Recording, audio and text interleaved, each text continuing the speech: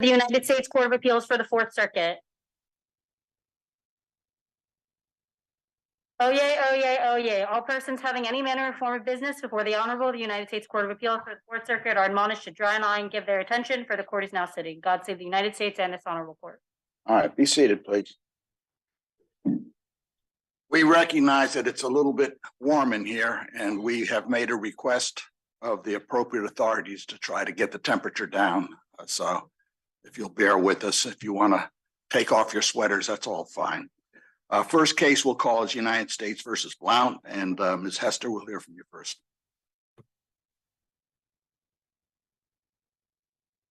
May it please the court. The government doesn't dispute that Officer Zenarowski had seized Emmanuel Blount by the time he ordered him out of the car. In addition to ordering Blount out of the car, the officer had approached the couple at a run, had begun questioning them with an aggressive tone of voice, had blocked Blount's departure, and had called for backup units in the couple's presence. Under these circumstances, no reasonable person would have felt free to leave when he was ordered out of the car. Just to be, I don't think that's really disputable, but just to be a little more precise, I would suspect that you would agree that it's not just the order getting out of the car, but it's submission to that. In other words, the jurisprudence basically says an officer's order to a suspect is a seizure when he submits.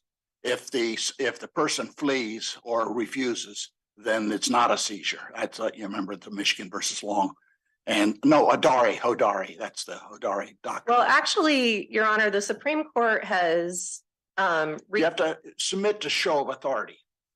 Well, the Supreme Court has recently clarified, and it was actually a civil case. And I think it was Vega versus Tico, where it kind of explained what a Hodari means. And it's actually not the moment of submission that constitutes the seizure. It's the totality of the circumstances. Well, that's fair enough. I'm not quibbling with you, but I just want to make a point that when a person who is ordered to do something by an officer resists or refuses or flees or runs, a seizure has not been effected. There has to be some point, a dividing line. And in this case, it could be somewhat significant because there was a hesitation, and then he did submit clearly. He got out of the car. Well, and I disagree. During that hesitation, he was moving furtively, and the officer was troubled by that too, in addition to the other. I disagree, Judge Niemeyer, that that's what Hodari D says, because he was never outside of the officer's control. He was inside the car and fully under the officer's control. Why do you say that? So it doesn't really matter how quickly. Why is he under his control? He's not free to leave because the officer. Who said that? He didn't say that. Pardon me? He just said, hop out of the car. And it seems to me he could have not hopped out of the car. He could have locked the door.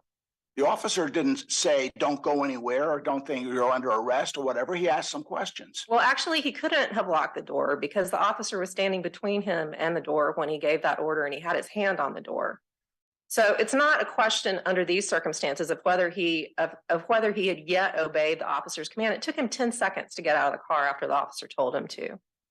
And if anything, the seizure had occurred even earlier than that when the officer called for backup in his presence. That's the point when he hands the money that he's holding to his girlfriend or wife and says, go on in and Target and get his stuff.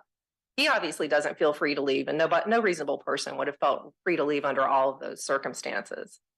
And that seizure violated Blount's Fourth Amendment rights because the government's proffered factors don't add up to reasonable suspicion that a domestic violence offense was afoot. Let's start with Zenarowski's rule that he applied that female victims always lie. While it's appropriate to consider the officer's experience under United States versus Black, safeguards have to be applied to prevent arbitrary seizures in the field with officer-created rules like this one. Zenarowski, though, used this rule without any guardrails, and he used it as affirmative evidence of domestic violence.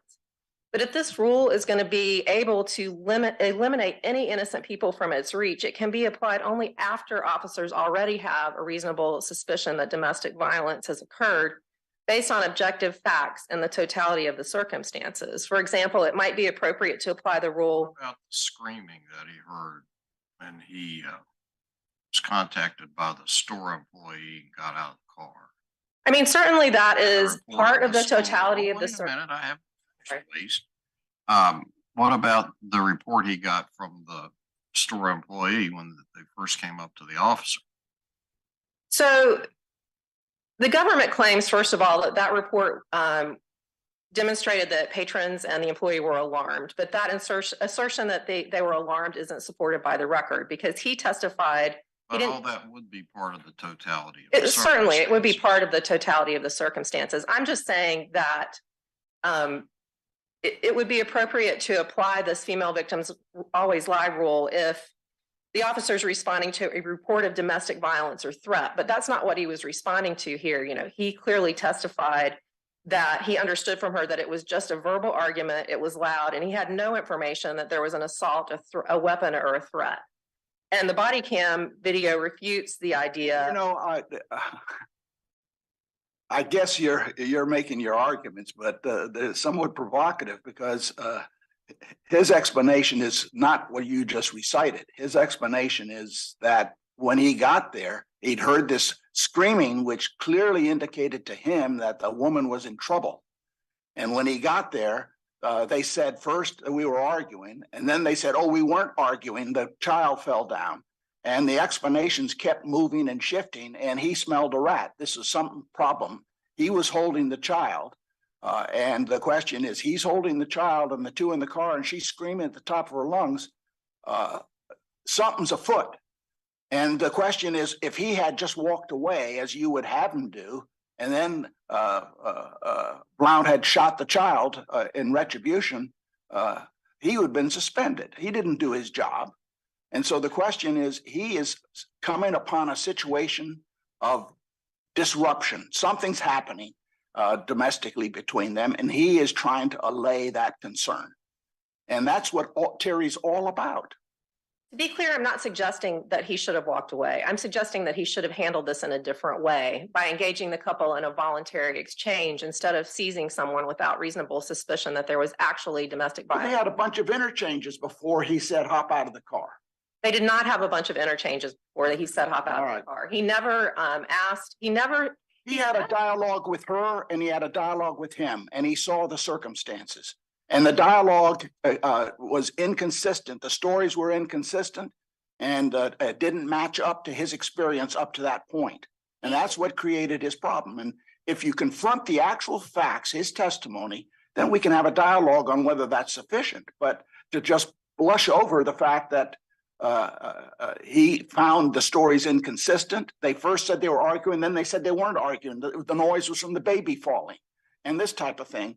Well, that's my point, but the point is, it's sort of provocative just to summarize the facts in a way that brushes over the hard facts that you have to face. No, I'm not trying to brush over the fact that she screamed, or that Screamed to the point that he thought she was in trouble. he thought she was in trouble. That happened as soon as he got out of the car, he heard that scream. And then there was an employee had brought it to attention, so somebody else had observed it too. Someone else had observed it. He was And he ran in response to that. He was sufficiently concerned by what he faced at that point that he ran to the scene. That is true. He ran to the scene. When he got to the scene, the couple were not arguing. They were holding the crying baby. Mr. Blunt was very gently holding the crying baby. And at that point, he described later to an officer, they looked like deer in the headlights. And then the couple opened their doors and began to attempt to explain to him what was going on after they were approached by this officer at a run. Now, he says that their explanations were inconsistent, but the only inconsistency was that she couldn't make up her mind about whether the yelling was an argument or just yelling. And he didn't give her a chance to explain what had happened. For starters, counsel, I mean, I think to some extent, I get the point that there's not some, major, the red's green, versus red sort of inconsistency, but it's at best chaotic. And it has been, before that, the information that that Judge Niemeyer and Judge Agee talked about have occurred. So it seems to me he gets there, even that, it's not like they're just quietly, calmly explaining things to him. I mean, it's still a chaotic scene. And so it is your position really that the officer didn't suspect there was criminal activity afoot up until that point? Yes, because a shouting argument that is not a criminal act. He had not Oh, received a report of a criminal act and he had not observed a criminal act. but you don't have to have the evidence or proof of a crime.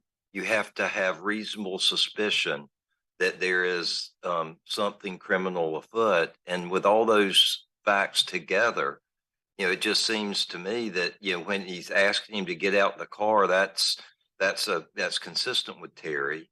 And then once he does that, that the activities of Mr. Blunt become even more suspicious. So I'm just trying to, if we can talk about them here like they're sterile, but in the real world, when you see it on the video, it's much more dynamic. And it feels like we're trying to take away the actual dynamic nature of the situation, even once he got there.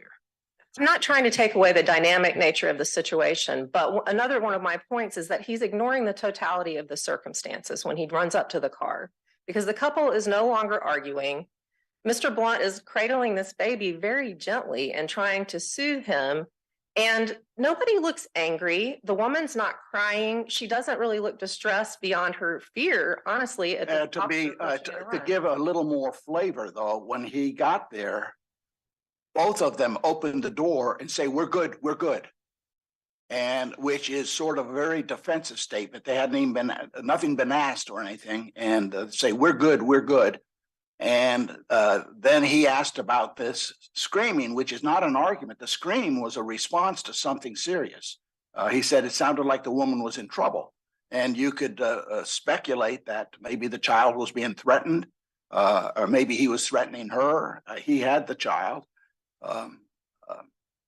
Anyway, the question is, I think from his point of view, you have to go through his eyes and say, would a reasonable officer in his position suspect that something was afoot that involved criminality as opposed to just a domestic spat?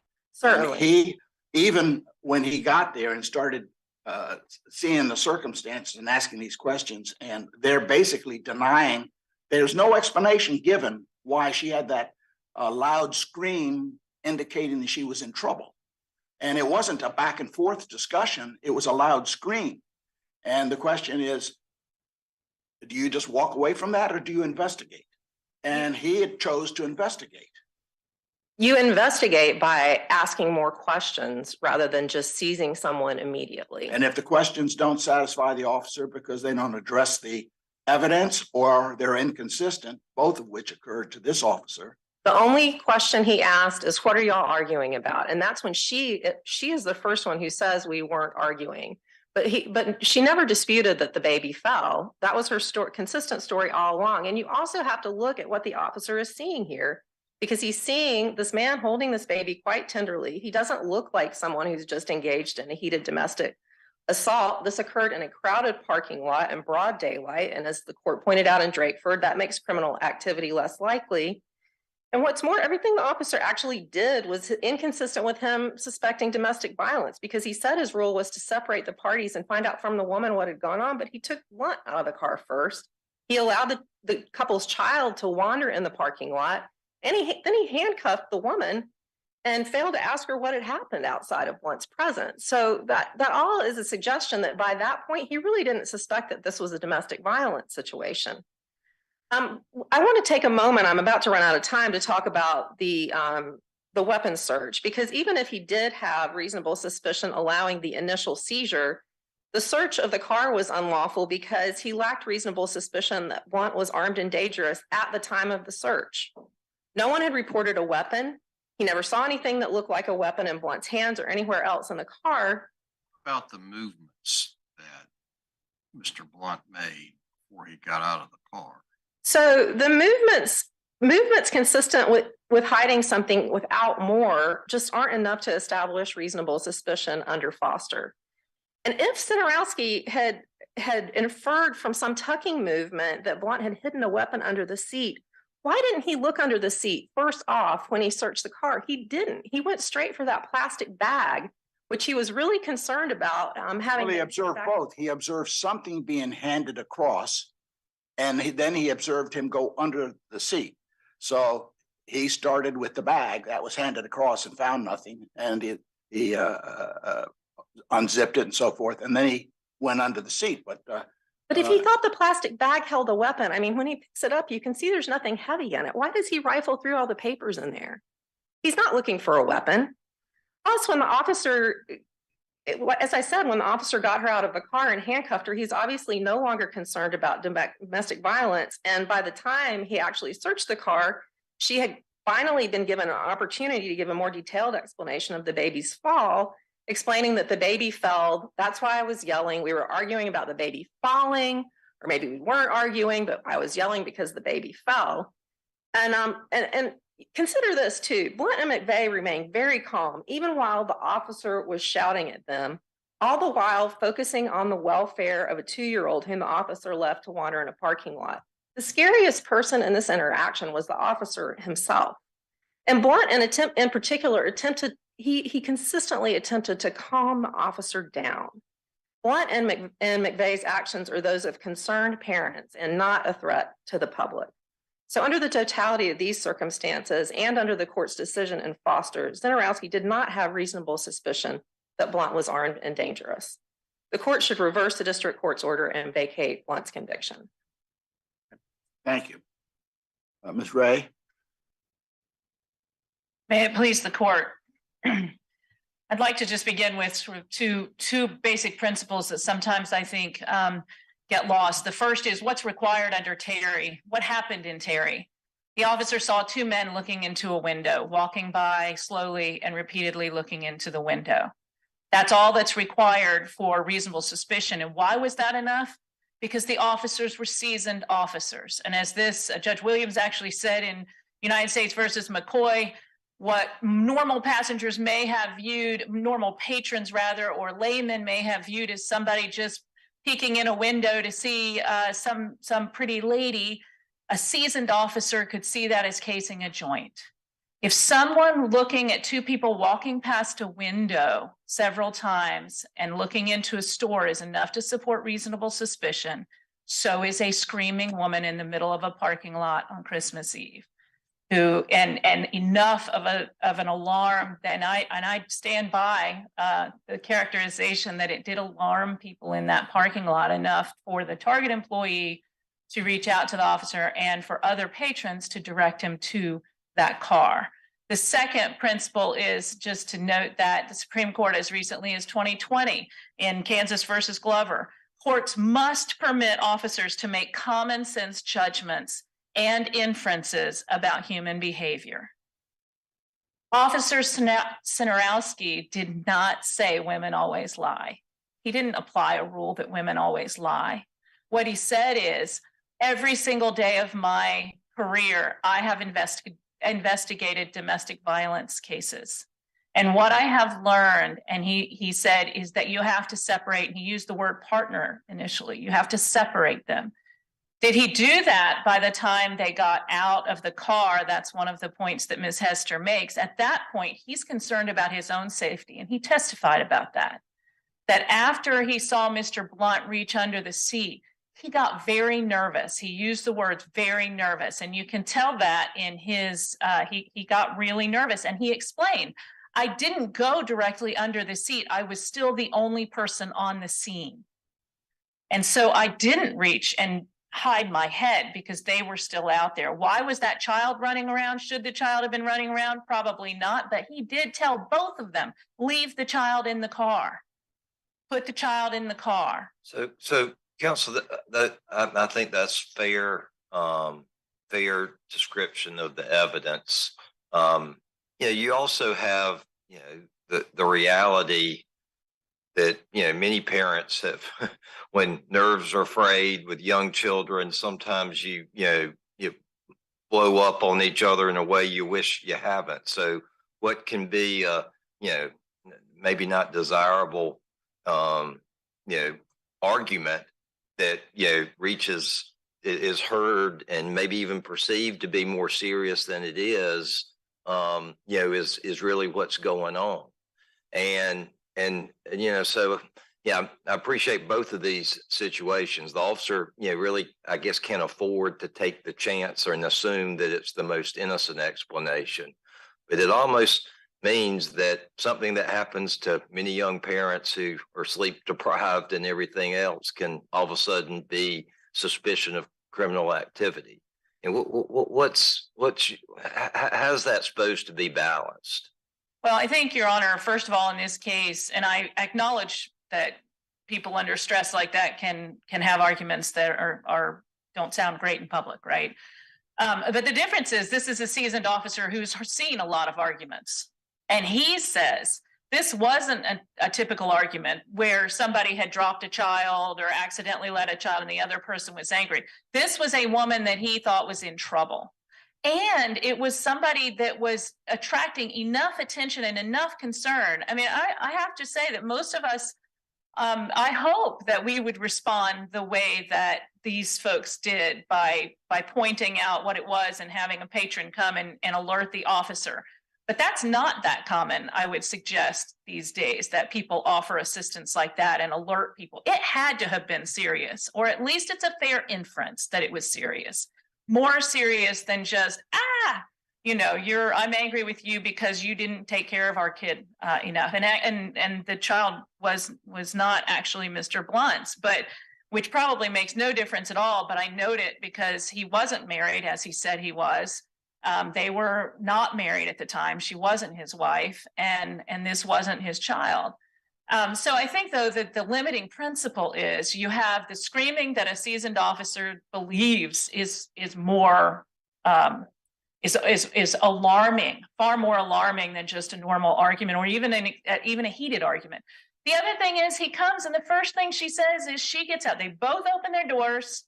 She says, we were just having an argument. And as soon as Blunt says, we're okay, she changes her story and says, no, we weren't arguing. We were just upset because our child fell out of his car seat. So that change in story, along with the screaming, the fact that it did other patrons and employee were concerned, add up to at least a reasonable suspicion, something he could investigate, something he could seize, just temporarily detain Mr. Blunt long enough to say what's going on. And as you're Well, even if you want to parse it a little bit and try to understand what the officer was witnessing, a scream that indicates somebody's in trouble is not the component of an argument. An argument is loud dialogue back and forth, interrupting each other and yelling at each other. But a scream indicating someone's in trouble is more consistent with a threat or some other conduct that is not just an argument. She tried to explain it as an argument, and then, as you say, they even changed that story. But that's right. And I mean, I think it's fair to say that this is on a continuum, right? Like what's a scream and what's an argument? Where do we fall within those? But the important point is, as the Supreme Court and this court have both made clear over and over again, this is where deference to police officers' experience matters. That is what matters in this case, is that we are required, this court is required to consider that this police officer who investigated, he said, numerous calls of domestic violence every single day, thought that scream was more than just a heated argument. Counsel, it may not matter here, given the charge, the weapons charge is really all we're talking about. But, the search goes on to things that don't really seem to have any real connection and, with weapons and really don't, necessarily relate to Mr. Blunt. They're small bags or things of the driver. Yeah, I guess that's not really an issue for us in this case, but I mean, there's got to be some limits on what you are able to do in that situation for a safety standpoint. It seems like it might have gone past that, but even if so, I guess the gun was found and that was consistent with what he observed. Well, yes, but I would say Michigan versus Long sets the standard and Right. the outer perimeters, which is you're only allowed to search the areas of the car or containers that might hold a weapon. And what I would suggest respectfully is that either one of those, the diaper bag or the plastic bag, could have held a weapon. A weapon is not limited to a heavy firearm. But as your colleague pointed out, it didn't look like he was, when he looked into the bag and zipped a little pocket he picked up the bag and it's pretty light. He wasn't looking for a weapon. He's probably looking for drugs, my guess, but. Well, either way, he didn't find anything in either of those No. places, and so that's not the No, incriminating. I understand. Right, was found under the seat. I would suggest that it is perfectly possible that there could be a sharp blade or something like that he would want to make sure it didn't exist. But Did he in fact find drugs in the? he did. He found a little bit, 0.31 grams of crack were in the door jamb. I think it was described as the passenger side door jamb. He didn't find the drugs, by the way, in either one of the bags. So he didn't find any incriminating evidence in those. And he explained, as I mentioned, why he went to those bags first, as opposed to under the seat. He didn't have backup yet. And he didn't want to take his eyes off of Mr. Blunt and Ms. McVeigh. So I think that in terms of when Mr. Blunt was seized, it is when there's at least yielding to the officers show or request of force in some way. And so he wasn't seized until after he reached down, but I don't think it matters. I think in this case, we have reasonable suspicion before we ever get to reasonable suspicion enough to investigate and detain Mr. Blunt for questioning before we get to all the furtive movements and reaching under. And as your honors have clearly looked at this video, whatever he's doing is odd, to say the least. The way that he turns and then just is, it's a very strange way to hand somebody just money. And maybe that's all he was handing Ms. McVeigh, but you couldn't see that. The other point I want to make in response to Ms. Hester's clear error argument based on the video and the supplemental authorities, Miller actually helps us, because what Miller says is, for this court to disregard an officer's testimony, the video has to clearly contradict it. And Officer Sinorowski testified that video didn't depict everything he saw. It didn't show every patron in the Target parking lot. It didn't show, he even testified that he could see more of the furtive hand movements than you could see from the body cam. So that video does not clearly contradict his testimony on any point. And he explains that he says, yeah, by the time I got to them, it didn't appear that they were screaming, or I didn't see that, but I did hear it as I was running toward him. On one minor point, I listened and I tried to hear. I didn't hear any screaming, any audio in the video. Right. And so, is there an argument that it contradicts that point, or that it just doesn't completely capture the entire time period? Or do you contend there was something there that might not have been picked up in some way? Yeah, I'm sure like me, I don't know how many times I looked at this video and listened to it.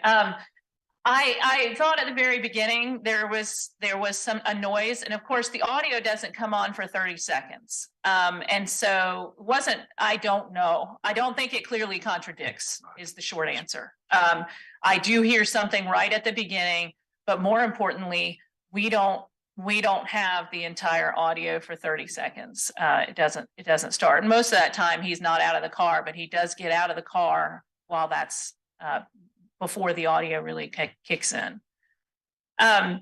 Your honors, in terms of I think I've already addressed the reasonable suspicion to believe that he was armed and dangerous, but we do see some very odd and furtive hand movements going on. And it was as I said, if Terry says walking by windows a few times is enough to support reasonable suspicion, then someone reaching under the car. The difference between this case and Foster is he had an eye on the hand. He could see what he was doing. He saw him, and you can see that in the video. He just briefly reaches down. So that's consistent, and that's very different from Foster when the officer was far enough away that all he could see were the upper arms. Sprinkle, the same thing. In Sprinkle, you could see the hands, but they couldn't see anything. There was nothing that looked like incriminating past. So it was just different. You could see them, but there was nothing that appeared to be moving drugs between them. But in this case, you can see him go down as if he's tucking something under. And so the crucial, what he is tucking and what he has is hidden. If your honors don't have any further questions, the United States requests that this court affirm the judgment of the district court and the denial of this motion to suppress. Thank you. Thank you, Ms. Wright. Ms. Hester. The government says that the officer said he went to the bags first because there was no backup. First of all, that is not in the record. And second of all, it doesn't really matter because if the bags were beyond the scope of a weapons search, they were beyond the scope of a weapons search. And under United States, under Minnesota versus Dickerson, at that point, the search is no longer valid. You can't parse out the individual objects that he looked at during the supposed vehicle frisk for weapons to decide whether each individual item was outside the scope of the search.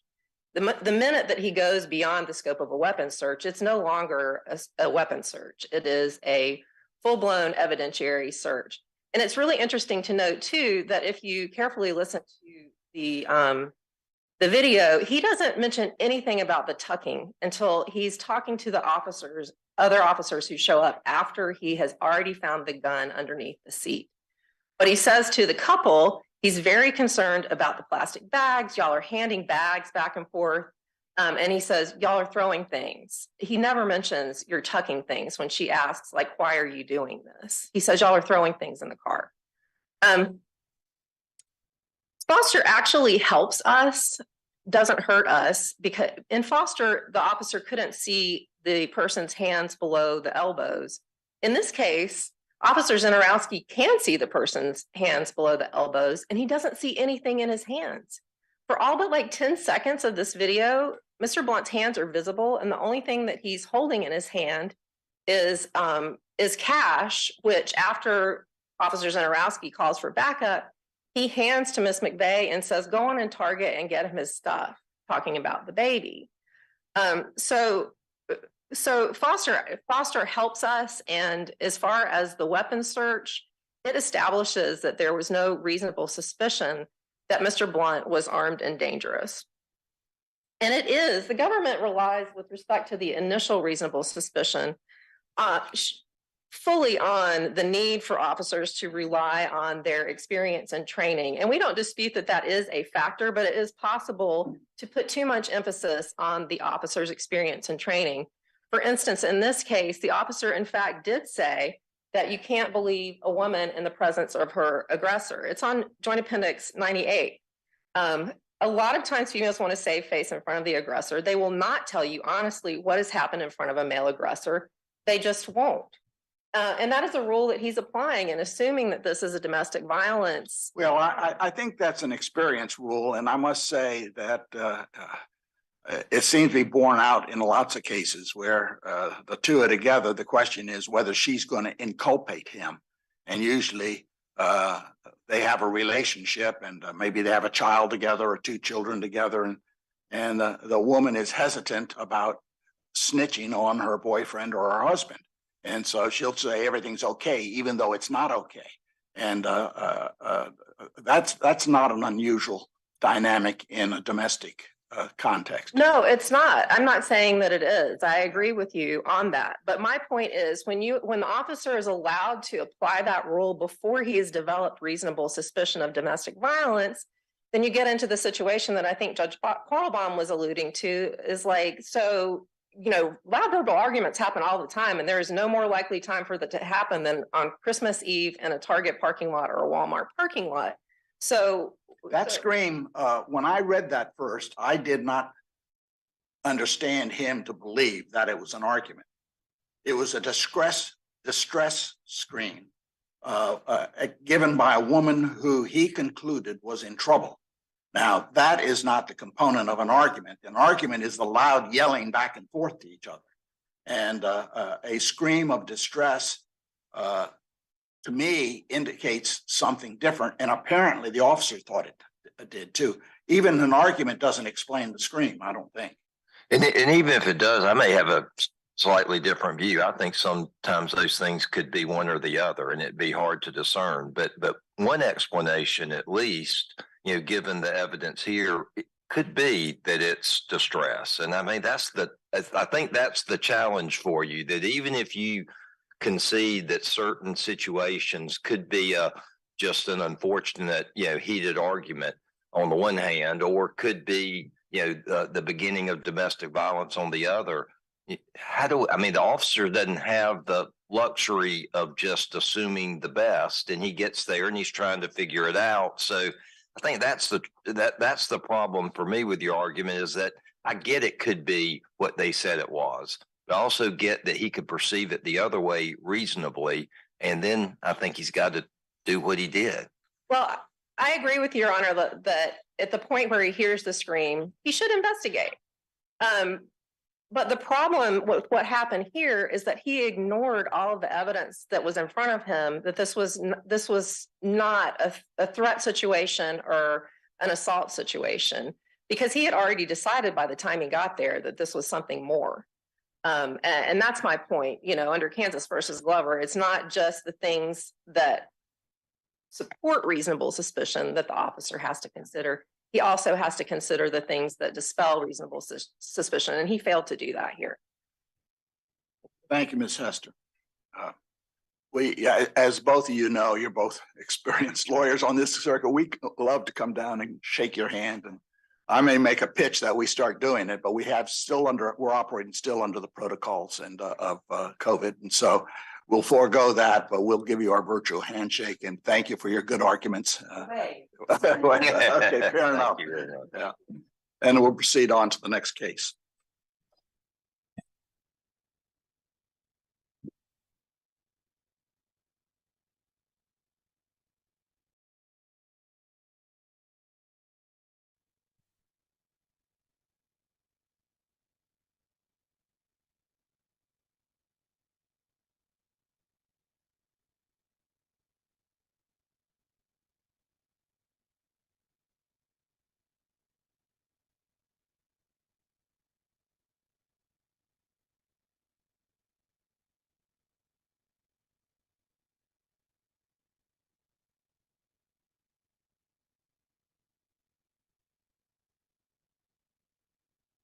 All right, we'll call the case of LNP versus Kajahasi and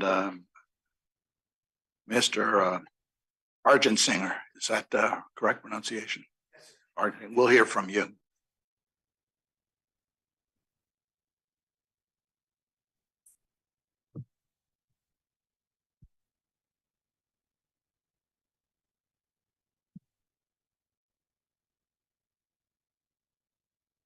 Thank you, and may it please the court. Cameron Argetzinger for appellant LNP.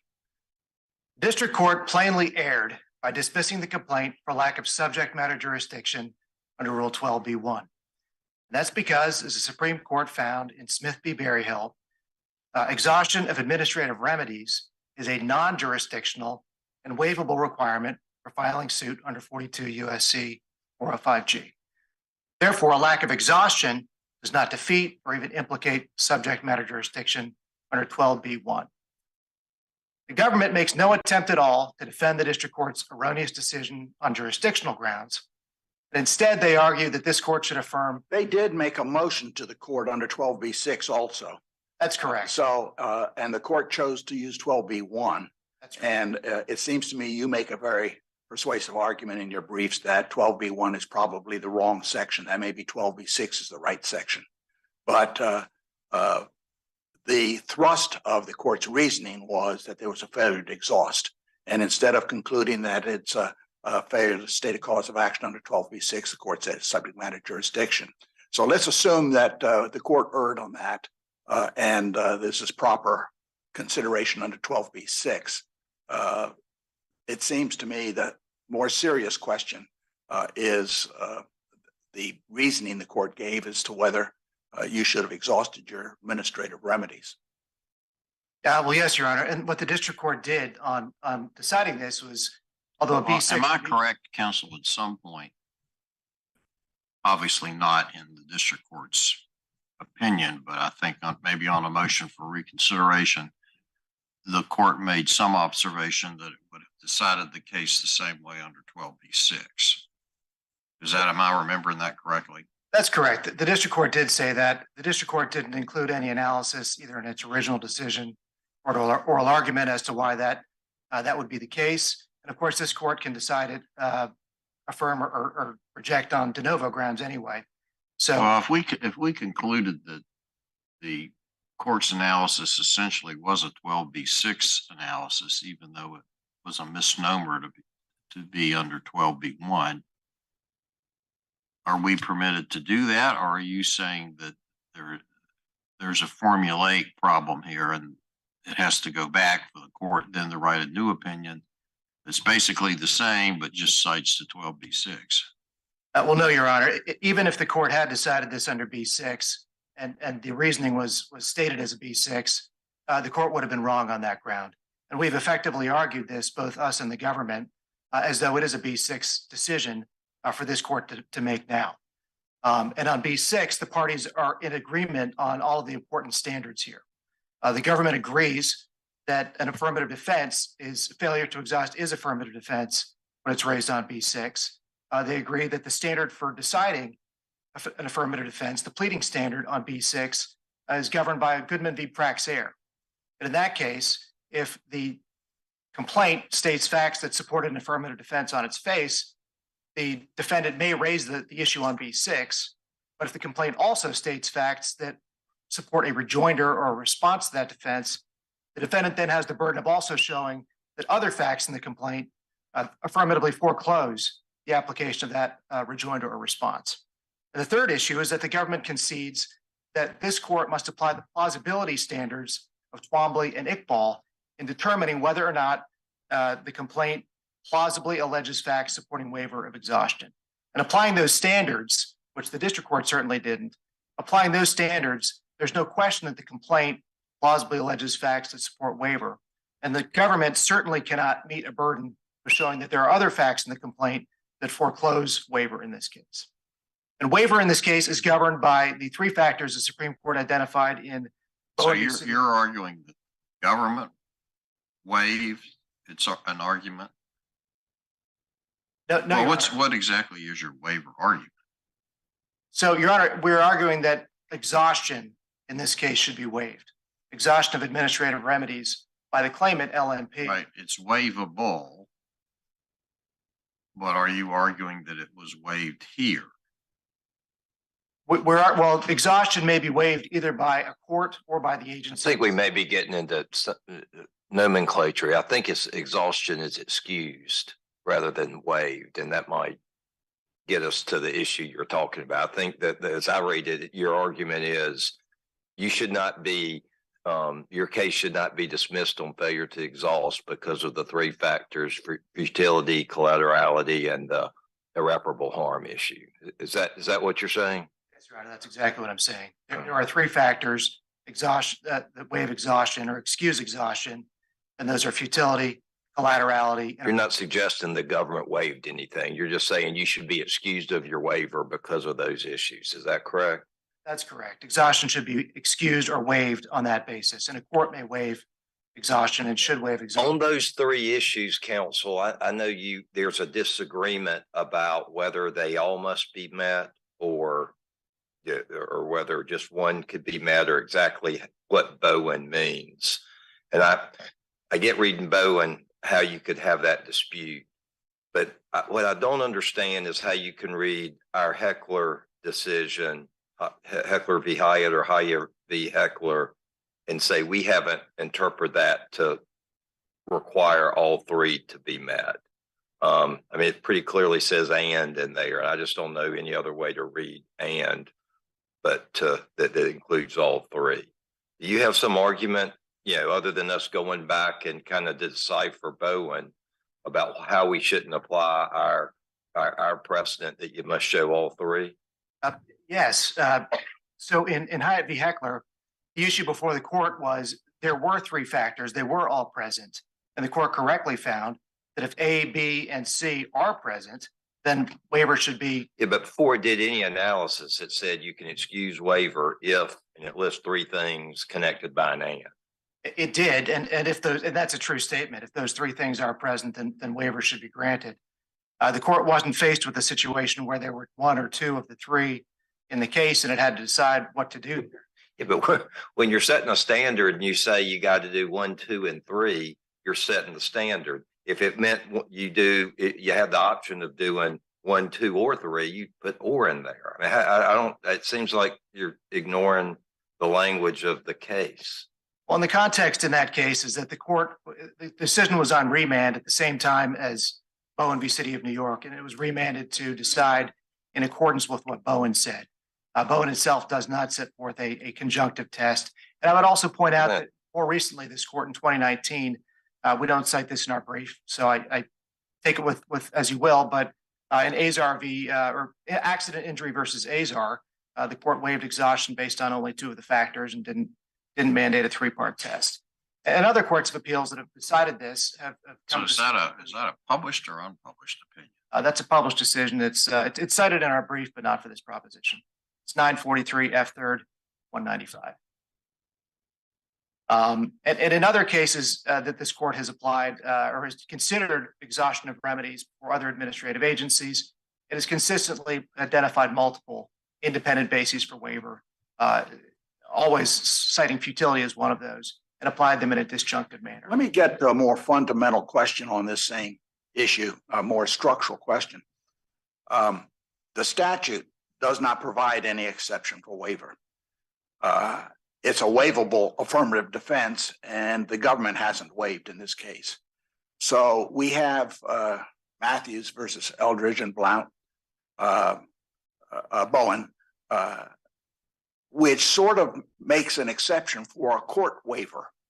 And it focuses on the notion that if you're not in the heartland of the administrative process that's designed to receive, sort of collateral, you're attacking the constitutionality of the procedure or something of that nature, it can go to a court.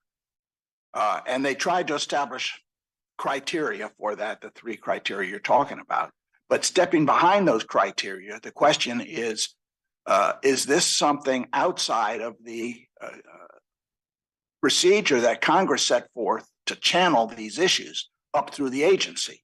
And it seems to me that you can go argue each one of those factors, but when you get to the big question is this an issue that Congress intended to channel through the administrative process?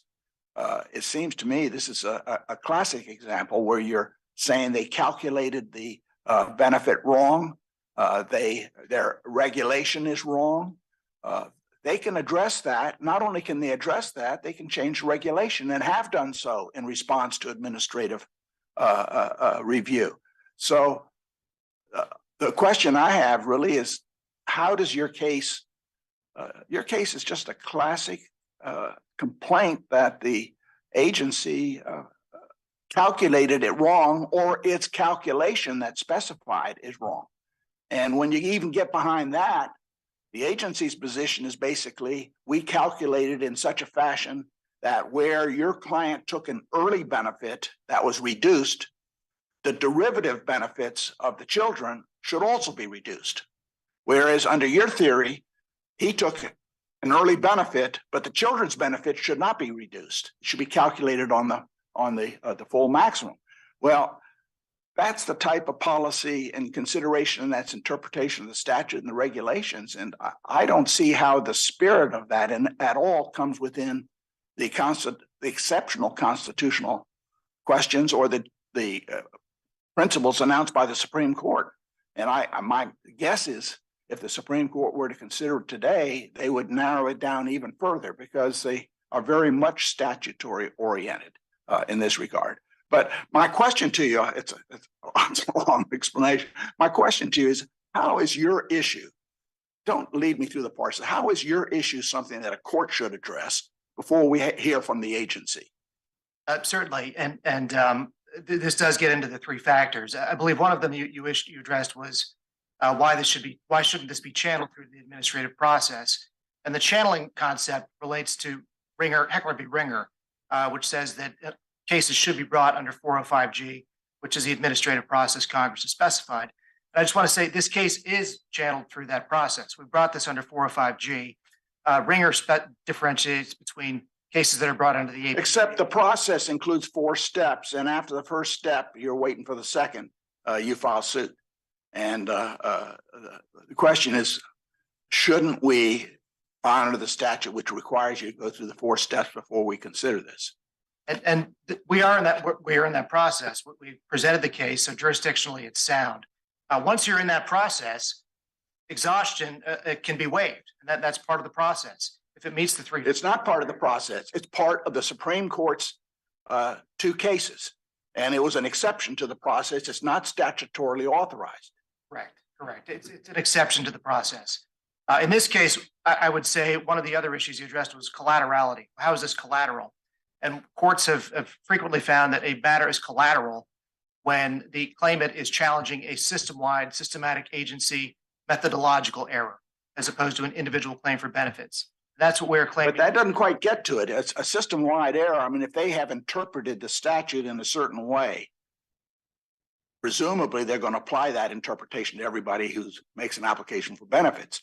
So that doesn't solve the problem. The question is whether that issue is one that falls within the issues that Congress wanted to go up.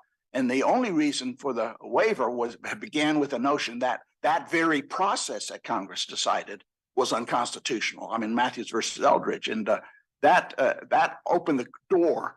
And now we have Bowen, and now you want us to open the door that says any one of those factors that's satisfied, you can go to court and derail the congressional process. I don't see how you're harmed by going through the process. So LNP in particular is harmed. He has, as we've alleged in the complaint. And again, we're looking at these factors at the plausibility level. Well, he's going to get the same level. LMP is, he's not challenging his benefit. He's challenging the benefit of his kids, and his kids got a reduced benefit because he did at age 62, applied at age 62. And he wants the children to have a benefit that's not based on age 62, derivative of an age 62 benefit, but based on the maximum family and subtracting. You understand the calculation. You did it. You laid it out pretty detailed. That's right. And as far as I've gone through it and tried to understand it.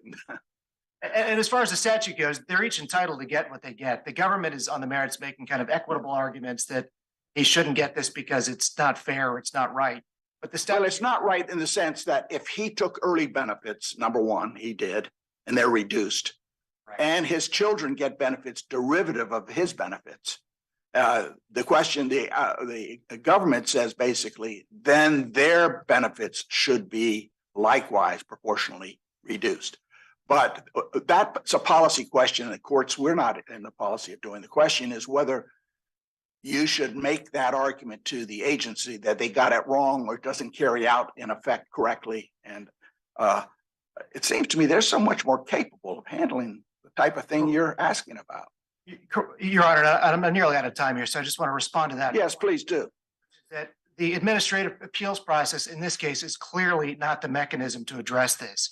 And the reason for that is because, again, 12B6, we've alleged in our complaint, the process they're applying here is set forth in their claims manual. It's their POMs. Yeah. Because it's in their POMs, as they've admitted, their administrative law judges, their appeals counsel are bound to follow that.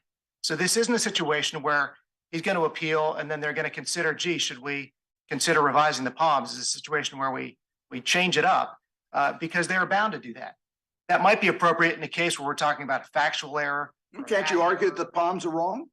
Pardon? Can't you argue that the manual is wrong and have the secretary review it again, and the secretary be persuaded and say, we'll revise our regulation? That is not a part of the 4-step appeal process that LNP is being told it needs to exhaust. That process puts them through exactly 4 steps, and that includes hearings before the administrative law judge and then review by the appeals counsel, and that's it. There's no intervention by the commissioner in the process he's being told he needs to exhaust. So your view is that this manual binds the ALJ and the appeals council, and they are powerless to act to the contrary. That is the government's admission in this case. At page 10 and 39 of their brief, they say they'll have to follow this. They're bound by it. And that's the reason why this claim is futile. We proceed at the administrative Well, level. does that mean that every time a regulation, you contend a regulation is not consistent with the statute? That means you can come to court right away without going through the process in every occasion? Because every regulation, the ALJ is going to be bound by, right? You're saying hypothetical, if there's a regulation. I'm going to say is if there's a regulation that you think is inappropriate because it's broader or inconsistent with the statute, and you make a claim and challenge the regulation as inconsistent, does that mean you can immediately go to court? Or why don't you even go to make a claim in the first place? Why don't you just come to court? Well, we do Make a claim for benefits based on the fact the regulation's illegal. Well, I think frequently people do, and they're disputing fact issues relating to whether or not they retired at a certain age or their career earnings records or other factual issues or mathematical errors, things like that, which are perfectly appropriate and under the domain of the appeals process. So your argument, basically, if I understand it, and I'm picking up a little bit on Judge Agee's question, your argument in this case really at the central is because you have the manual and the government concedes that the ALJ and the appeals council will follow the manual, that it's therefore futile to go through that process and the court should address it. That's correct. And Yeah, we're looking at the okay. I complaint understand that. allegations. And in addition to complaint allegations that they've reached their final position on this. Yeah. And we are at the B6 stage. At the B6 stage, the court must accept those allegations as true. And we're simply. Yeah, you know, that argument, it's you don't gain a lot of traction from it because your complaint has about 5 or 6 pages talking about waiver, all the details of it. You have a heading called waiver. It seems to me everything's before us. There's no dispute of the facts. It seems to me the issue you raised, the main issue you raised, is really at the heart of your appeal, and it's the most substantive issue, and that is if there is a regulation or a manual that binds the ALJ and the appeals council, and you want to challenge that, you can go to court rather than go through the appeals process. That certainly renders it futile, which Yeah. is an exception Yeah. to exhaustion. Yeah. Okay. I think your time's up, and you have some rebuttal, do you? That's correct, Your Honor. Yeah. Thank you. All right, Mr. Chan.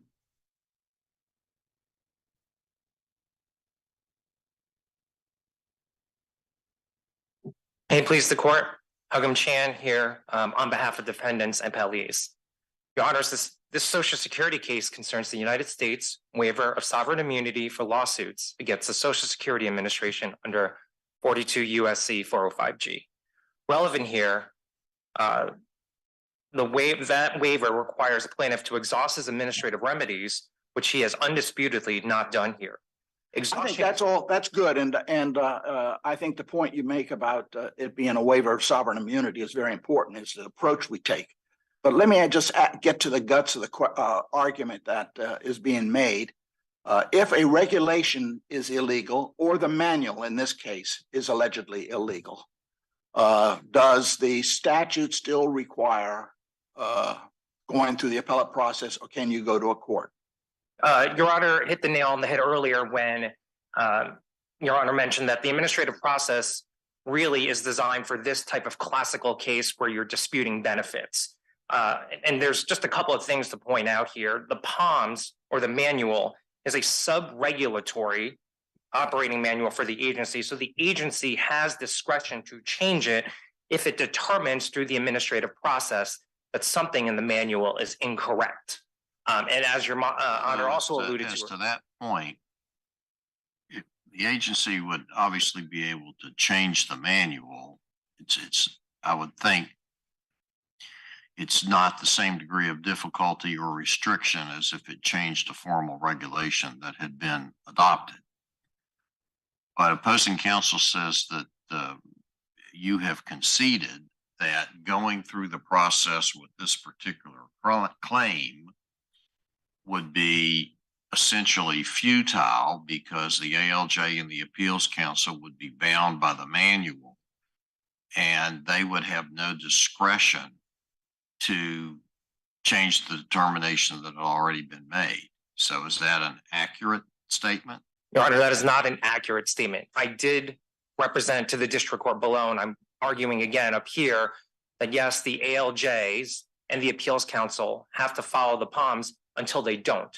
In other words, they are independent, neutral decision makers that are able to assess a particular claim and then assess any arguments that are being presented by the claimant. And if in fact it turns out that the claimant has a good argument or that the agency is wrong, there's an internal process by which the ALJ and or appeals council can recommend to the commissioner of the Social Security Administration to But change. they themselves can't adjudicate that the manual is wrong and give relief to the plaintiff.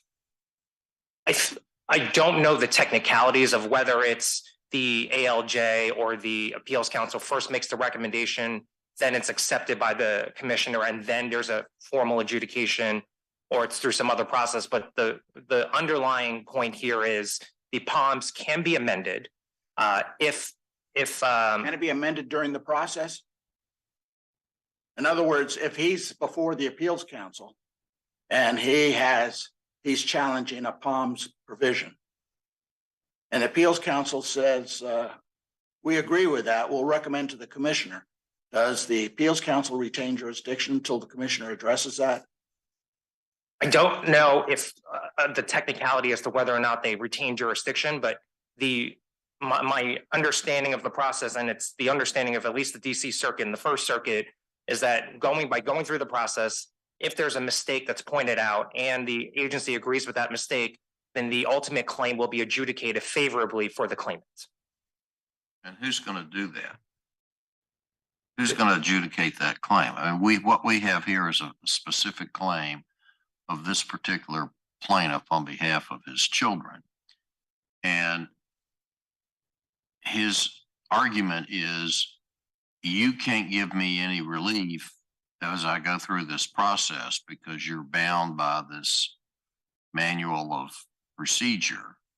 So that's what I'm not hearing you answer, and you may not be able to, is if he can't get relief, assuming he's entitled to it, in this process, why hasn't that established futility for this exhaustion test? Your Honor, by regulation, I think the final decision has to come from either the ALJ or the appeals council. So ultimately, I would imagine what happens is that once you get the blessing from the commissioner that the POMS needs to be amended and that the claimant has the proper regulatory or statutory interpretation, then it's the administrative decision makers that are rubber stamping the decision. But you're guessing it now, right now, isn't that right?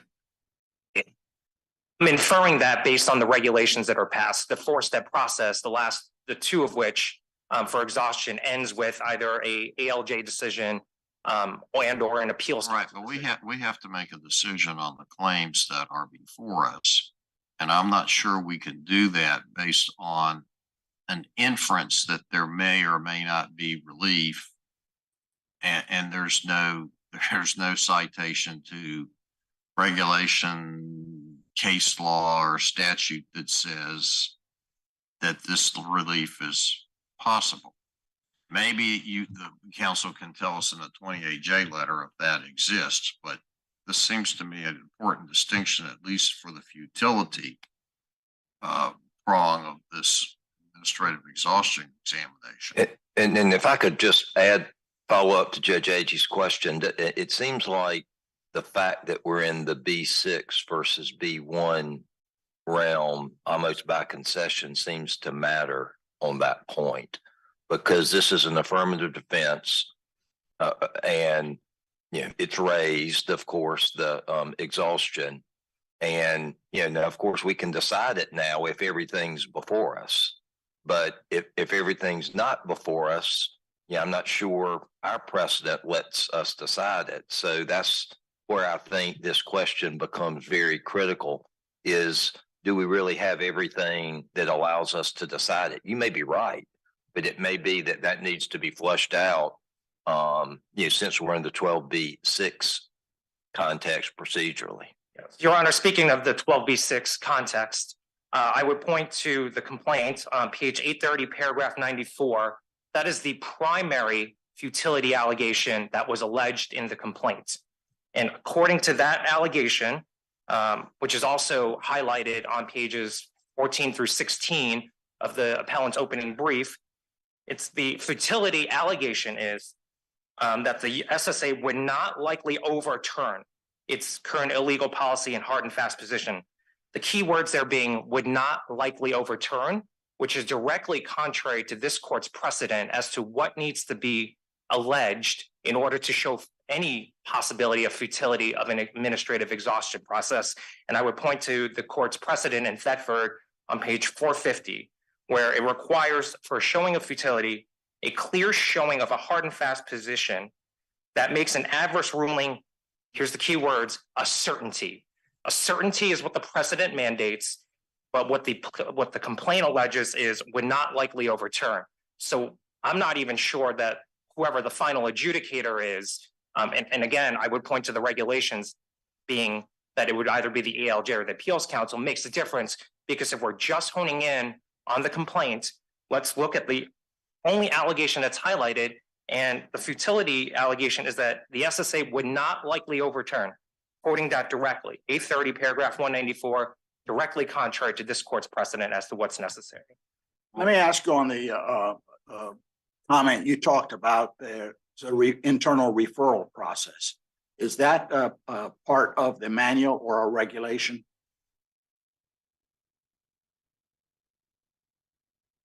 Your Honor, I don't have the question. I don't have the answer to that question precisely.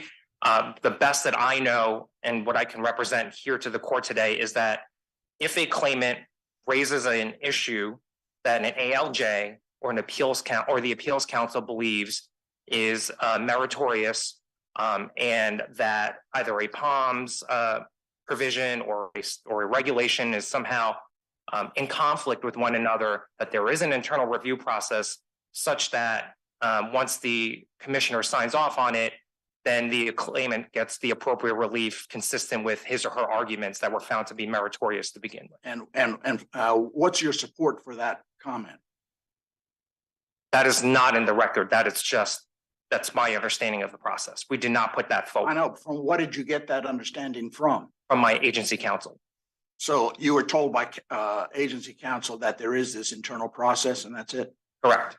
As to your knowledge, has that type of referral ever been done where there has been adjustments to regulations or the manual? I did not, frankly, I did not follow up and ask that question. Well, you cited two cases from the the other two circuits. What did they rely on any of that?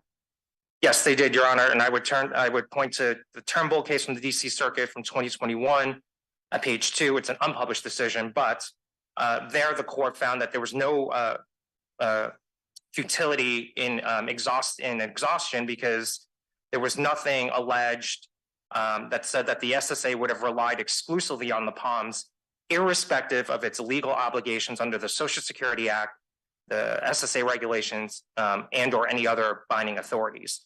If the SSA incorrectly relied on the POMS, then appealing that decision would have permitted the agency to correct its mistake and, if necessary, amend the POMS.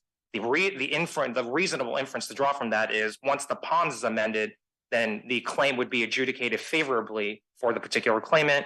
And likewise, in the Wilson case from the First Circuit, the court there believed that at that time it was the Secretary of HHS, but now the statute says the Commissioner of Social Security has the adequate power to revise his or her interpretation of the statute or regulation, regardless of the current position as stated in the claims manual, which was the predecessor to the POMS, if, for example, the Appeals Council should so recommend. And I think that those two cases alone support my reading of the regulations, which is that a final decision, a favorable one, if the agency believes in the merits of the claimant's position. And the Appeals Council could observe, without making the change, the Appeals Council could observe that the calculation is wrong, that POMS made a mistake, and that would become the final decision, and a court could then review that and have the agency's benefit. Yes, And I would also like to point out that the Parisi case that plaintiff relies upon heavily for its merits-based position about whether or not plaintiff is entitled to Let me additional. interrupt your answer to Judge Niemeyer there. I thought you'd indicated earlier, and certainly this was the position of opposing counsel, that the appeals counsel, in Judge Niemeyer's example, could make an observation, but I thought you had agreed that they were powerless to enter a decision that would change the benefits as long as this manual was in place. No, Your Honor. I said that, yes, they are Yes, they are. supposed to What? follow the POMs, but that doesn't mean that they can't independently receive claimants' arguments that somehow the POMs is contrary to a binding statute or regulation. And that's what the Supreme Court recognized in the Schweiker v. Hansen case from 1981, that the claims manual of the POMs is not a binding statute or regulation of any sort. But I gather what you're saying is that if they find they they may have to follow the POMs at that point, but they can observe that it's inappropriate and direct that to the commissioner. Correct.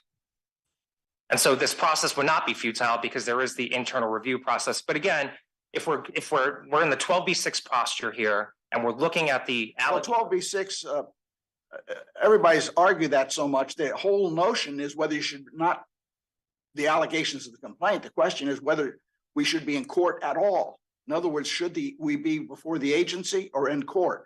correct. And it seems to me the only way we can stay in court is if there is a court-imposed waiver. And under the Supreme Court's two decisions, because the statute doesn't authorize it.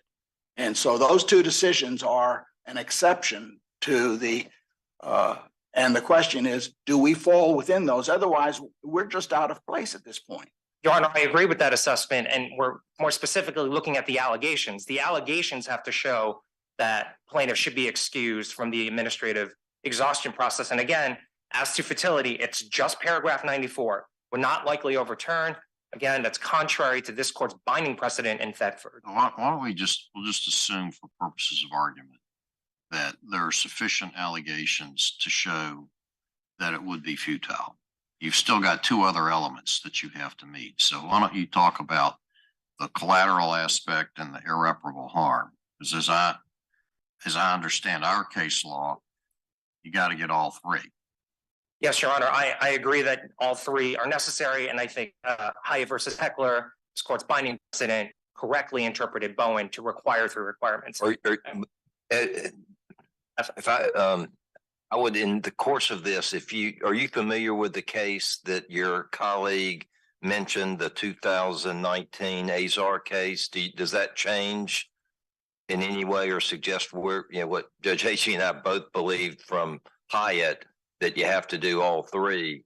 That there's a suggestion that might not be the case. I don't want to stop you from answering his questions, but that's part of it. So I have a basic familiarity with the decision. It is a 2019 decision that touches upon exhaustion under 405G. All I can say is that I don't think that decision is necessarily binding if it's contrary to an earlier binding decision. And I did find that decision to be a little unusual because neither Hyatt versus Heckler nor Bowen were explicitly mentioned in there. And so your argument would be maybe it does do what opposing counsel said, but it changes a prior panel's decision, and therefore we go back to Hyatt versus Heckler. Is that what you're saying? Yes, that's one way of doing it. Is there another way? I mean, as far as I know, You might want to just stick with that way. okay, then I will just stick with that way and not come up with any more, especially when I'm running low on time. Yeah, I'm sorry. Get to the merit. To collaterality, I think it's pretty clear from this court's precedent as well as the Supreme Court precedent is the test is whether the federal claim is inextricably intertwined with the administrative claims for benefits. In other words, is plaintiff coming to court and demanding basically an increase for benefits, or is the plaintiff directly challenging the calculations of those benefits? That's resoundingly yes, based on the allegations in the complaint.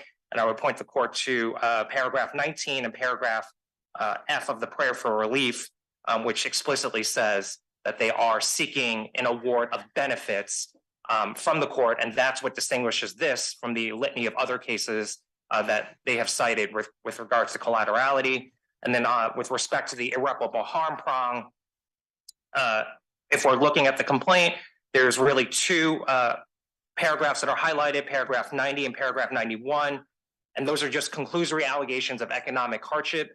And as this court is well familiar with, conclusory allegations do not have to be accepted as true. But counsel, let's assume you're right that in the complaint on irreparable harm isn't enough. But isn't that a place where the 12B6 posture matters? Because they didn't have to plead any of that, right? They could have just pled, their claim that was improperly calculated and, whatever. And, then you would raise exhaustion and they would then be able to respond to that. And if it hadn't been pled, then if there wasn't anything in the complaint, you wouldn't, I don't think, get that as a 12B6 matter.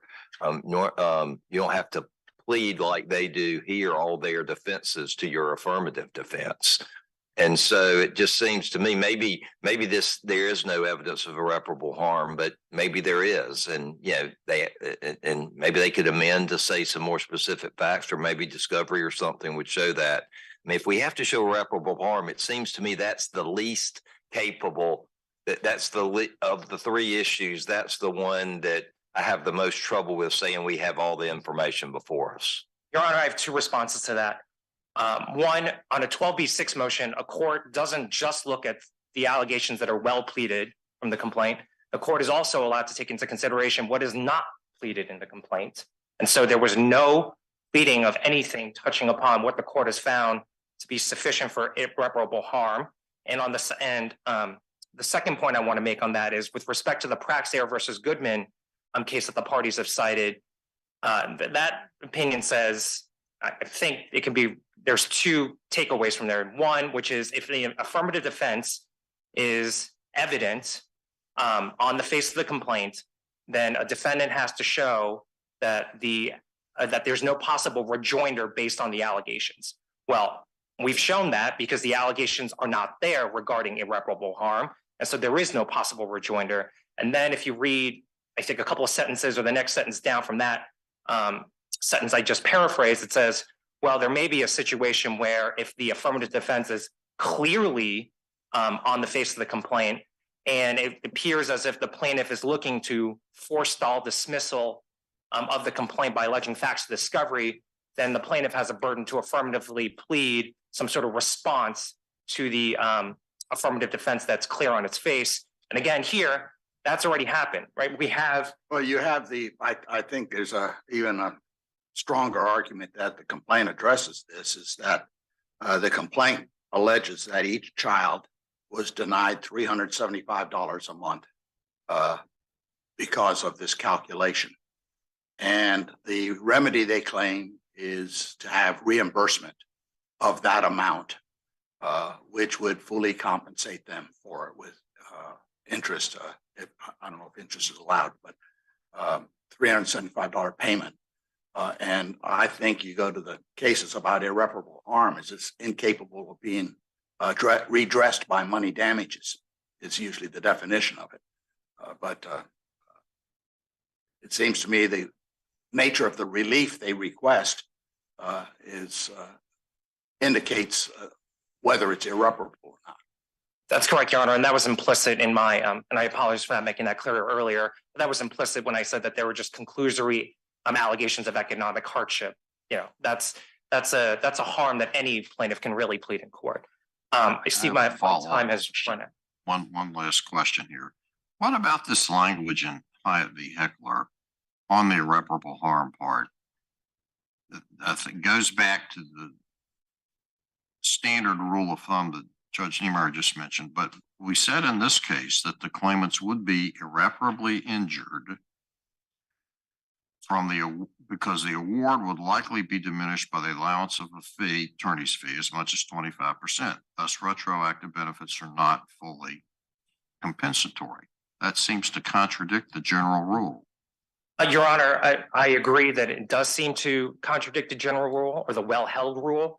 And the best that I can interpret that is that that's dicta, because if Your Honor looks at the prior sentence, it says evidence supports the district's court's findings of the claimant's anxiety and distress. So the irreparable harm was not just limited to the fees that the lawyers would get, but the sentence right before it talks about anxiety and distress that would be levied upon those particular claimants. And we have no such allegations in this particular case. Your Honor, my time has run out, so unless the All right, panel thank has you. any additional questions. All right, we'll hear some rebuttal. A short rebuttal, right? Your Honors, I think it's important again to the B1, B6 distinction is important here. The posture is important. Again, this is based on what the complaint has alleged, and the failure to exhaust. I know Your Honor said should this be in court or should it be the agency? But it is in court, and it's an affirmative defense. And as an affirmative defense, we're looking at the factual allegations of the complaint and whether they have shown that the bases for exhaustion or for waiver of exhaustion. But the fundamental dismissal issue is exhaustion of administrative remedies, and that's statutory, and that's a question of law. The question then becomes, you're basically saying there's you can still raise it because of the two Supreme Court's exceptions to the statute. And you allege that over 5 pages as to what that is. And the question is, do you fulfill those requirements in what you proffer to prove? We don't have to try the case, but we have to decide whether the legal question of whether Congress's channeling of this to the agency should be accommodated. I mean, the point is well taken that this is an exception to sovereign immunity, and we read it very strictly and closely, and the Supreme Court's exceptions are to be read strictly and closely. And if you look at what the holdings in those cases, like Matthew versus Eldridge, it was totally collateral to the claims. They were basically saying the whole process was flawed. It's sort of as if in this case you're saying the whole agency approach for doing this is unconstitutional. But that's not the type of claim being made. This is a claim for benefits, miscalculation of benefits. That's correct. And constitutional claims are not the only claims. I mean, we're making so much nicety. We're almost making this a trial at this point. And the real question is, we're talking the gross point is, should we be hearing this case? The district court felt that it was basically jurisdictional. Well, as you know, the Supreme Court has parsed that out between 405G and 405H and pointed out what's 12B6 and what's 12B1. But it's mighty close. If you were reading it without that Supreme Court opinion, it's mighty close that 405H renders 405G subject matter jurisdiction. They chose not to do that and parse that out. But the whole point I'm making is that the presumption in this whole business is that this is a Social Security claim that should be before the agency, and we can address any errors thereafter if they reject it or don't address it or recognize the problem and don't make a change. We can address those things after you do that process. But the whole reason is to have the expertise and the consistency of the agency, and we're losing all that. And Your Honor, your statement that this is becoming like a trial, I think, shows why it's inappropriate to decide. No, the argument is, the argument is parsing down to this little fact, whether you've shown this, you've pled this. The bigger question is, have you demonstrated that you can avoid what Congress mandated? And we're talking about an area of sovereign immunity.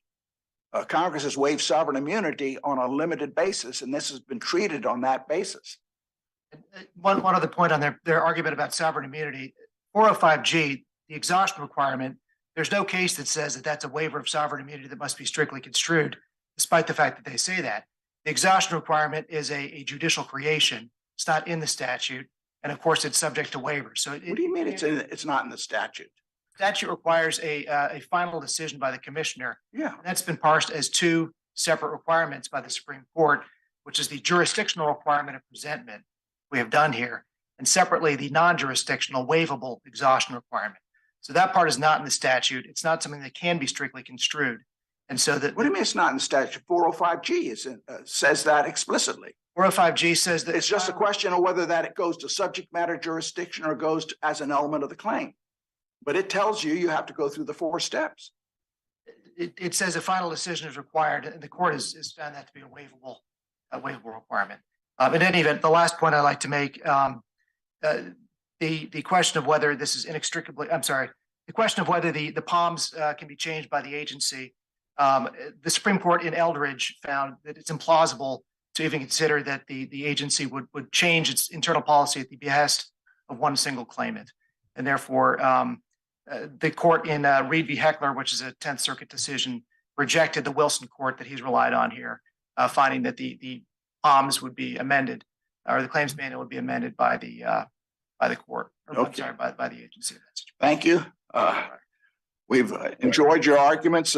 Both well made, and we would tell you personally to your faces how we enjoyed your argument and welcome you to the 4th Circuit, and normally come down and shake your hand. We're still observing the protocols for COVID, so we'll waive that at this point, but it'll be reinstated, and you come back again and we'll greet you again. Thank you very Thank you, much. Your Honor. We'll take a short recess. This honorable court will take a brief recess.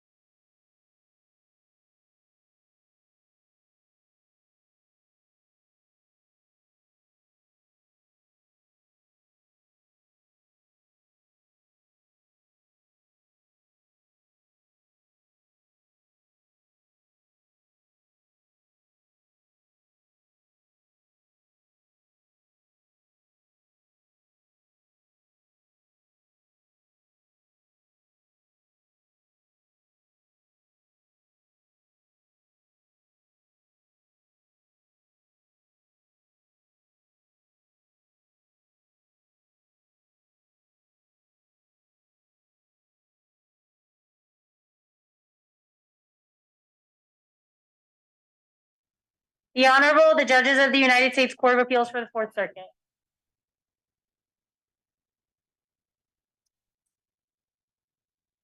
Might be seated, please.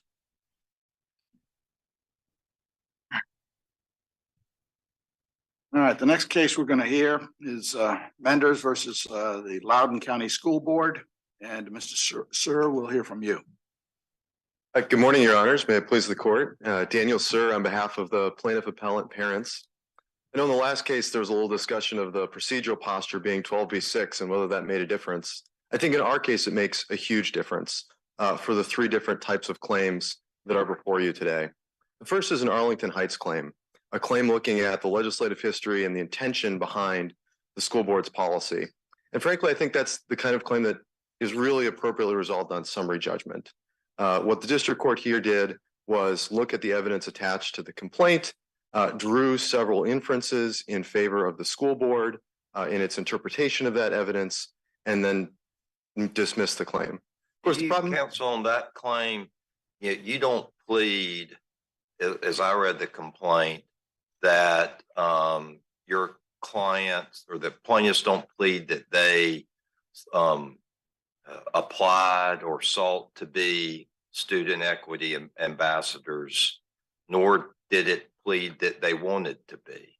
that's correct, Your Honor. So, yeah, how do you have an Article 3 injury if you haven't been denied anything or not even pursued something that you would like? What's your standing for this particular claim? Yeah, it's a great question. So We're hoping for a great answer. feel the pressure now. I think the simple answer, Your Honors, is my clients did not apply because they knew they would not be accepted. That You didn't plead that. Yeah, I mean, you didn't plead we wanted to be one. I mean, you did plead that they would not be accepted. I think you did plead that, but you didn't, or something like that, but you didn't plead that they would have applied or wanted to apply. So we certainly pled that they want to be active participants in the school community, including sharing their views about these important issues, and that those views would not be welcome in this program. And we also pled that this is an important credential that would be useful for things like college admission, for instance, and that they wouldn't have access to that I credential. thought because there of their was views. something in the beginning of the complaint where you alleged that the ambassadors had to support a position which your clients could not hold. That's correct, And Your if Honor. they could not hold that position, then they wouldn't even want to join. And rather that this whole ambassadorship was a student government parallel type thing that was a benefit, they were being denied because of the position, the restriction. Is that roughly what Yes, Your Honor, that is how I describe you it. said? It was important for the Perhaps put college differently, applicant. again, to draw on our last discussion, the previous case, there was a futility to it. My clients would not have been, would not have fit the program that the school board created. And so rather than apply and be rejected, they decided to sue. So but you agree, we can look at the complaint ourselves and review it, but you agree that to have standing, you would need to have either been denied that position particularly, or have wanted to be an ambassador and decided not to do it. I would agree that we have to show an injury, and the injury here is the exclusion from the program, that they did not seek to join the program because they would not have qualified for the program based on the criteria that the school district put forth. So the second claim we have is the viewpoint discrimination claim. It relates back to this initial discussion. But the viewpoint discrimination claim, I think also in this 12b6 setting is more appropriate for summary judgment. In order to get there, we have to get over two hurdles that are legal in nature. The first is the Buxton case. And as I think we explained in our briefs, Buxton is about access to a scholarship program. That's different than what we're talking about here, which is access to a forum. And forum isn't our label. Forum is actually the label that the school district uses multiple times to describe the parallel student government that they're creating. It's different from a radiology program, which is what this court did in Buxton. So why is it substantively different? So if you look at Buxton, Buxton has a line in there where it says there's a difference between retaliation for speech and access to a forum based on speech you want to make. In Buxton, you're dealing with a radiology program, the purpose of which is not speech.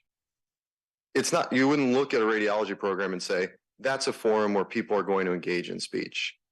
You look at the student ambassadors program, the point is to hold these speak up, speak out meetings where the ambassadors get together and talk about what's happening within the school community.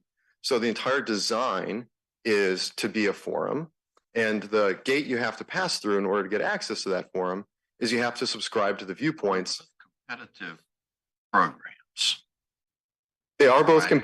competitive programs, but one is a competitive program for a course of education, a radiology degree. The other is access to a forum, right? So for the government to say, we're going to competitively select people to students to participate in a forum, and we're going to use GPA as the basis for that standard, like that would be fine.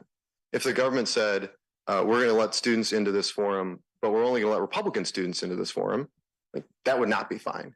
Obviously, if they said in the radiology program, we're going to let. Buxton has some language in it about that may be necessary in these competitive selection programs to consider viewpoints, that there isn't a prohibition on that as long as it meets some sort of rational basis analysis. So Am I remembering the language from that case correctly? yes, Your Honor, you are remembering it correctly. Buxton does give some leeway for the government to consider viewpoint. Although Buxton is ultimately not a forum case, right? Nobody looks at a radiology program and says it's a forum. This is very much a forum case. And the assumption in forum cases is that the rule of viewpoint neutrality applies. And the school district is trying to create an exception to the rule of viewpoint neutrality in the school setting based on Hazelwood. And the problem for the school district is most circuits disagree with them on that.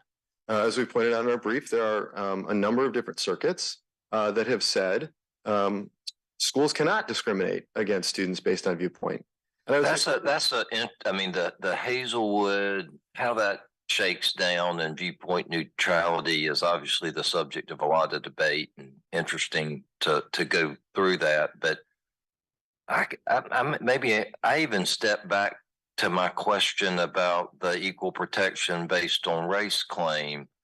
Certainly in a First Amendment context, that there's, the chilling of speech can be, something in addition to, discipline, so to speak.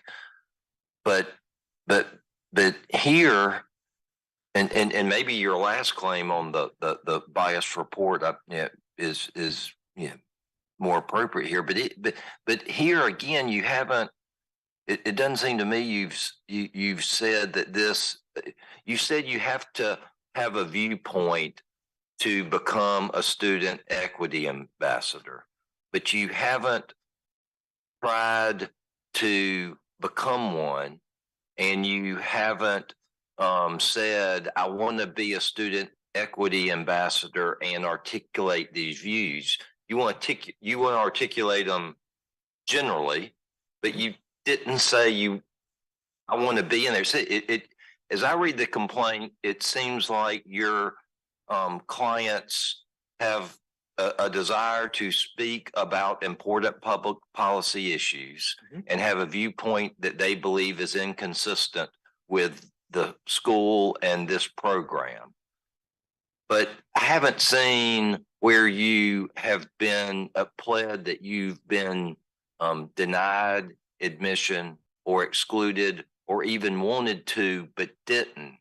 And so it seems like you just have as pled, a disagreement with it, and I can appreciate that, but you haven't pled that you've been deprived of being part of it.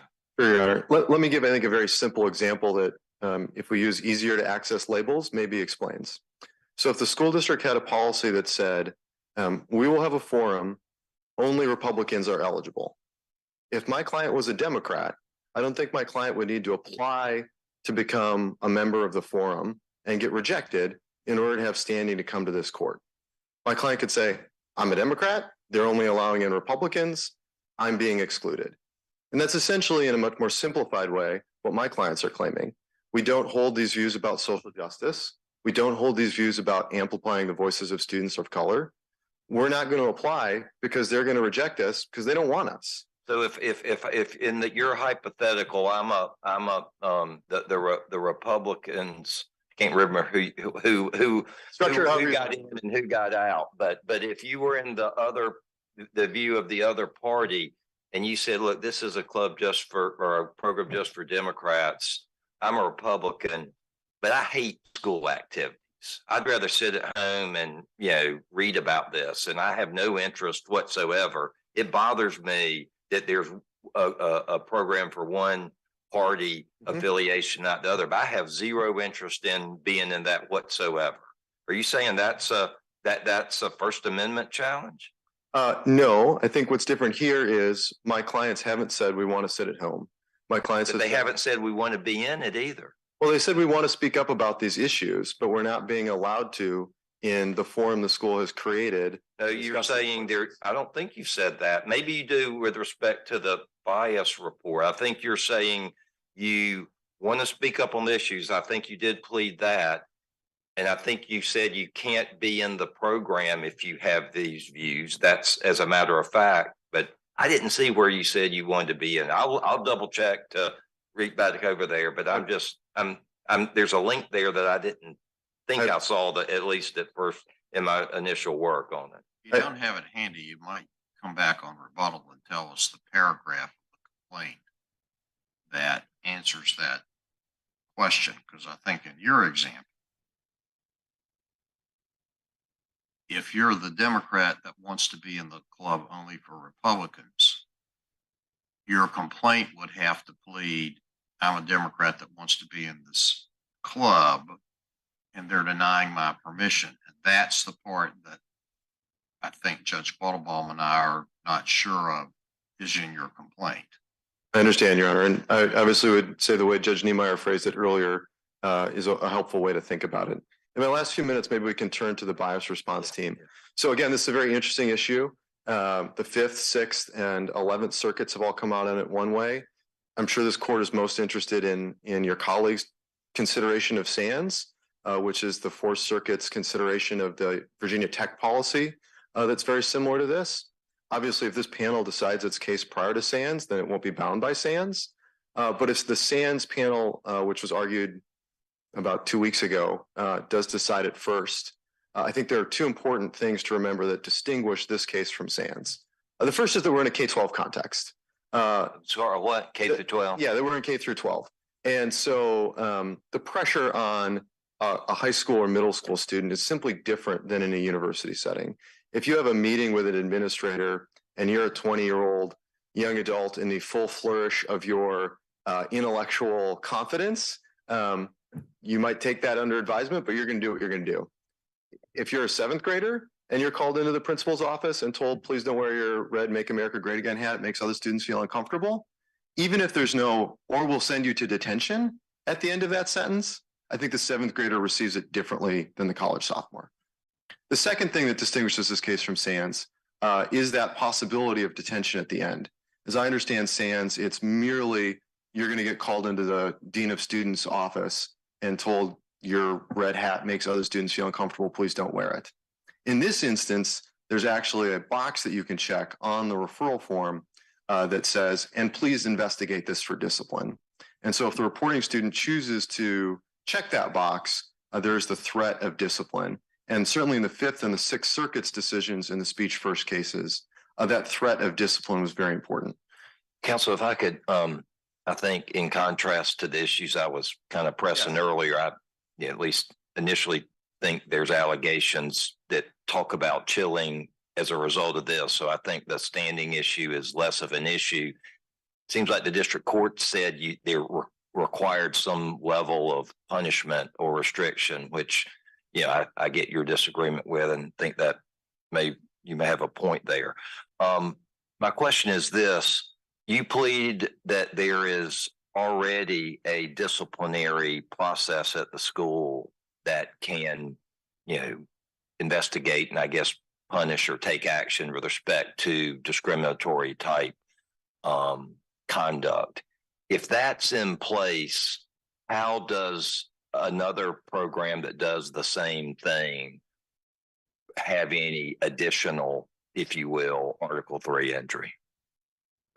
So I think the fact that the form allows for the possibility of discipline just places that much more pressure to self-censor on my clients. Why do you say the forum allows for the possibility of discipline? I'm looking in response to your last answer at this bias reporting form. Mhm.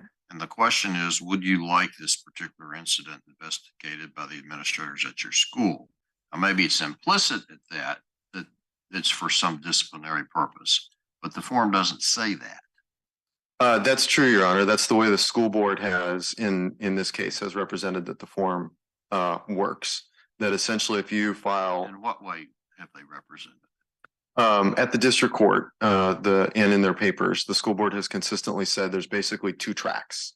If you report only anonymously, then nothing more happens to it than that it's sent to the supervisor of equity, and then it is scheduled for discussion in front of the student equity ambassadors.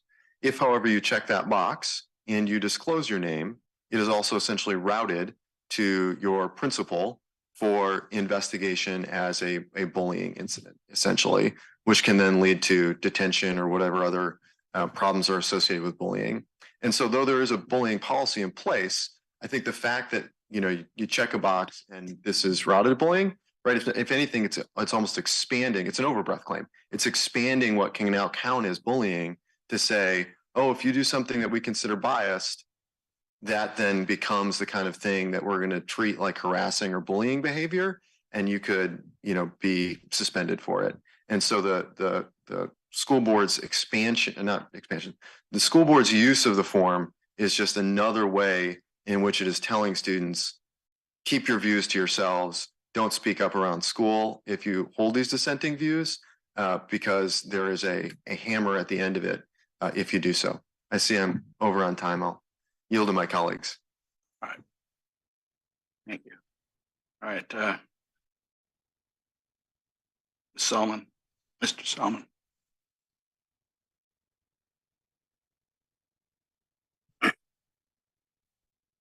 Good morning, and may it please the court. My name is Andrew Selman, and I represent the Loudoun County School Board, who is the defendant appellee in this matter. I think it's important if we start with what the selection criteria actually say. Our understanding is that the thrust of plaintiffs' complaints against the Student Equity Ambassador Program arise from what the selection criteria are. It's clear in the selection criteria that students. So you're reading from something. So if it's in the record, why don't you tell us what This it is is? on the joint appendix, page 116. This is the revised selection criteria. It says if more than 3 students show interest, the administrator, counselor, and equity lead will use the recommended student attributes to determine which students will serve their peers best serve their peers in this capacity. The previous paragraph, student attributes to consider when recommending students, and it includes a list of attributes, including honest, passion for social justice, sympathetic, sensitive, and so on. Nowhere in the selection criteria, and as far as we can tell, alleged in the complaint, does it actually say that you must check you must satisfy all of these requirements, you must have this viewpoint in order to participate in the program? Well, you got a couple of problems with that particularized defense. First, that is an amendment of a prior list of criteria which limited to persons of color. And so that was taken out. But then there was an inquiry about white persons qualifying, and the answer was white persons could qualify as long as they were willing to amplify the voice of persons of color. It seems to me that the changes were not structural. The changes might have been cosmetic because of the complaint, and that might be a factual question as to how it's actually being applied. I mean, the argument is that applicants have to be willing to enhance the voice of minorities and in favor of social justice, as that has been defined and understood in that community. And the parents here say that they disagree fundamentally with that view. And my real question is whether all of this really has to be developed more, talking deposition to the persons who created that, who wrote the memo, and the selection process maybe of the 17 white persons that actually were there. There may be notes on them that indicate the criteria, how they're being applied. The bigger question might be, from your point of view, is what difference does that make? Maybe it's okay to promote this in a forum of this nature. But I was just pushing back a little bit on your relying on just the narrow words on that page. And then just to follow up on that, the plaintiffs have pled specifically that, and we are at a 12B6 stage. They plead that those criteria, at one point I think is almost a format that is consistent with or effectively means a specific viewpoint. Now, again, to Judge Niemeyer's point, that may be that facts may prove that not to be the case or not, but the allegations are not, that's not the case. And given the terminology, that seems like an allegation that at least is plausible. Certainly, and there's a lot to unpack there. So let me go point by point, starting with count one. First of all, when dealing with a case like this in the Arlington Heights context, there is no explicit racial classification in the selection criteria that were applied. And so in order to determine whether there is a discriminatory intent, which is what they must properly allege and show in order to make that claim. Well, would you agree that on the earlier version, there was a discriminatory intent? I think at this stage of, I think that can be alleged, or they've alleged on the earlier version. But it's important to note that this court my follow-up question would be then, is the linkage between the first draft and the second draft and what change was made? And they have pleaded that the change was cosmetic and that it didn't change the way it functioned in any way. And if that's so, I don't know if it's so, but if that's so, that may be a gap in the facts right now. But it sounds to me like the first action plan did identify you had to be a person of color, and actually you had to be Muslim or African American, I think, and all of that was removed, and persons of color could only be in other words, the idea was to create a safe place or safe forum in which persons of color could talk about the issues and feel more supported and raise their spirits, I suppose, which seemed to be the purpose of the first one. But it also seems to discriminate on its face. And so that's in the second one, all of that language has been eliminated. The question is, what do we have? And the complaint seems to suggest it was carried on, but well, I think the fact that it was eliminated is well, the language was eliminated. They argue that it didn't change the substance.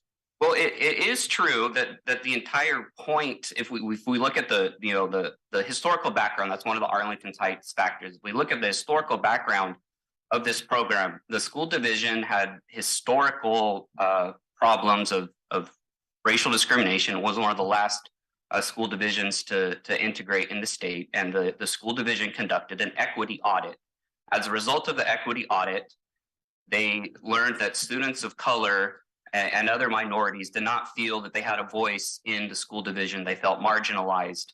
There are no allegations that white students expressed similar sentiment as a result of this, audit.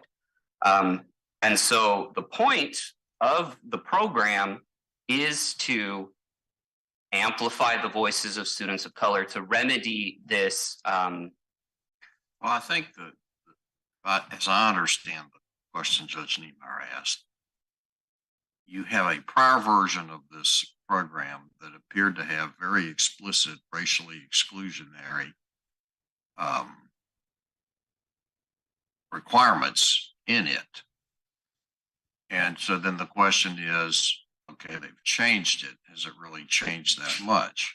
And looking at the first attribute that's in the current program, it talks about students who are honest and able to speak the truth.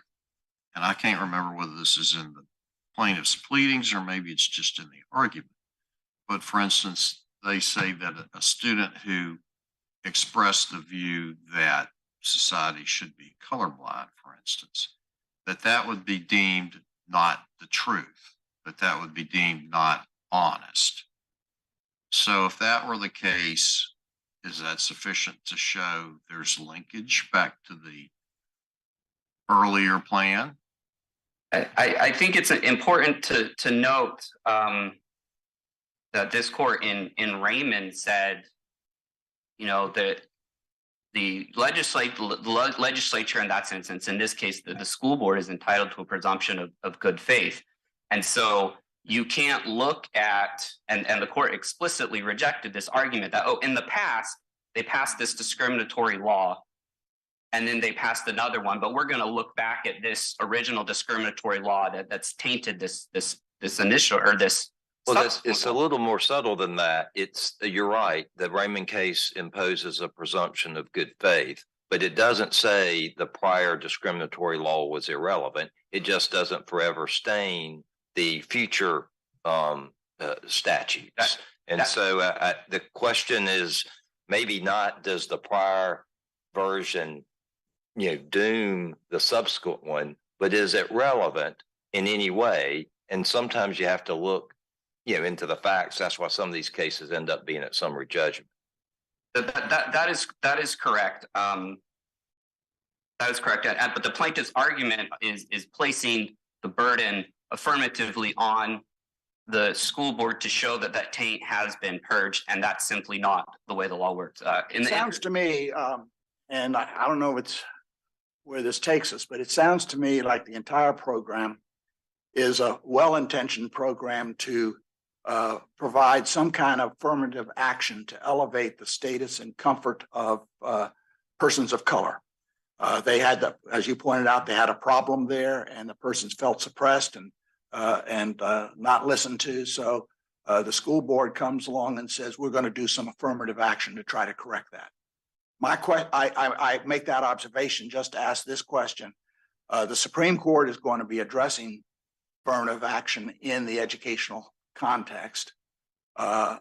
Is that relevant at all to this program? I don't believe that it is, because as it was ultimately implemented, white students were not excluded from the program. This is not an issue of affirmative action where the issue is who may participate in the program. White students were not in fact excluded. In the interest of time, if I may turn to the viewpoint discrimination counts alleged, the school board's position is that Buxton is the appropriate framework for analyzing this as the. I don't want to take you off, but your course, but there was a fair amount of discussion with your colleague earlier on whether or not there was standing for the 14th Amendment equal protection claim. Do you want to give us a quick synopsis of your view there?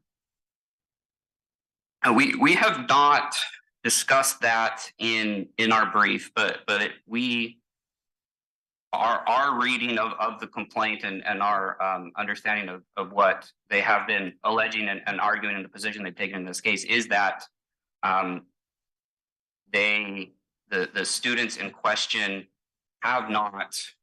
they did not apply, and they did not express any interest in participating in the Student Equity Ambassador program. I believe that the specific allegation is that they do not have the view, they do not believe in social justice as defined by the school board, but there's no allegations as to their desire to participate in the program or that they wanted to. Does that mean you think they do or don't have standing? I don't think that they have alleged an injury in this particular case as to participation in the program, other than a general disagreement for how the program is selected. Let me ask you this, if the school designs a boat program, which is to benefit a group of people, identified group of people, and the definition of the program excludes the students plaintiffs by definition, and they say it is a benefit that they've been denied. That's what was one of the allegations in this complaint. Is that enough, or do they have to affirmatively allege that we should have a program for persons who are not in that classification by definition, but in another classification, so we can discuss the same things, or we can have the same benefit? As a general matter, I do believe it's enough to say they've been denied the benefit, and that there's no comparable. Never mind. I'm not going to say that. They have been denied the benefit. We don't believe that has been alleged. Yeah, they allege that it's a benefit they've been denied. They use the word benefit in the complaint. Right. But okay, go ahead. If I may, turning into count two, we believe that Buxton is the appropriate framework for analyzing this case, because it is a competitive program, and the viewpoints, to the extent they have alleged a viewpoint at all that is being discriminated against. Buxton says that the government sitting in allocating these seats is able to take viewpoint in consideration. As opposing counsel says that Buxton is substantively different here, because Buxton was access to a, for lack of a better word, traditional academic program, but this, in their words, is access to a forum. And he says that differentiates it in a significant way.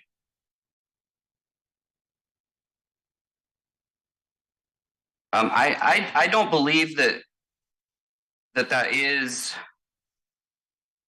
I don't believe that distinction is meaningful. That they do allege in paragraph 44 that the Student Equity Ambassador Program is a formal office, that it's a valuable credential for students, and so because it is determined competitively, we believe that is the appropriate principle to take from Buxton when it is a competitive allocation of spots, that viewpoint can be considered. Before your time runs out, I have a question about the form that is circulated, available to students to fill out. And the form invites comment or response to any incident of bias relating to a long list of subjects, including gender, religion, all kinds of other things on which people disagree. So if we have a group of students talking about a controversial gender issue, and one student makes a comment and the other one gets a little heated about it, this system invites that person to file a complaint or fill out a form. And the consequence of the form is, number one, the subject will become a matter of the ambassador's discussion. Number two, it'll be provided to teachers for learning. And number three, it can be referred to the school administration for investigation. My question is, they allege this is a ratting system. That's the word they used in the complaint, a snitching type system. When you have invite student on student snitching or student on student ratting about discussions they carry out in which there are disagreements about gender and that type of thing, isn't that a sufficient allegation that speech is chilled? I don't think so, because as this court said in Abbott, to have standing to assert a First Amendment claim, plaintiff must show that there's a credible threat of enforcement such that the chill they allege is objectively reasonable. Well, we have to accept the program on its face. The program provides the form, it invites response to the form, it encourages it because it creates the discussion in the ambassador meetings. But it also has other consequences. And if this discussion among these students was heated and one get mad at the other, she'll sign it and say, I want an investigation.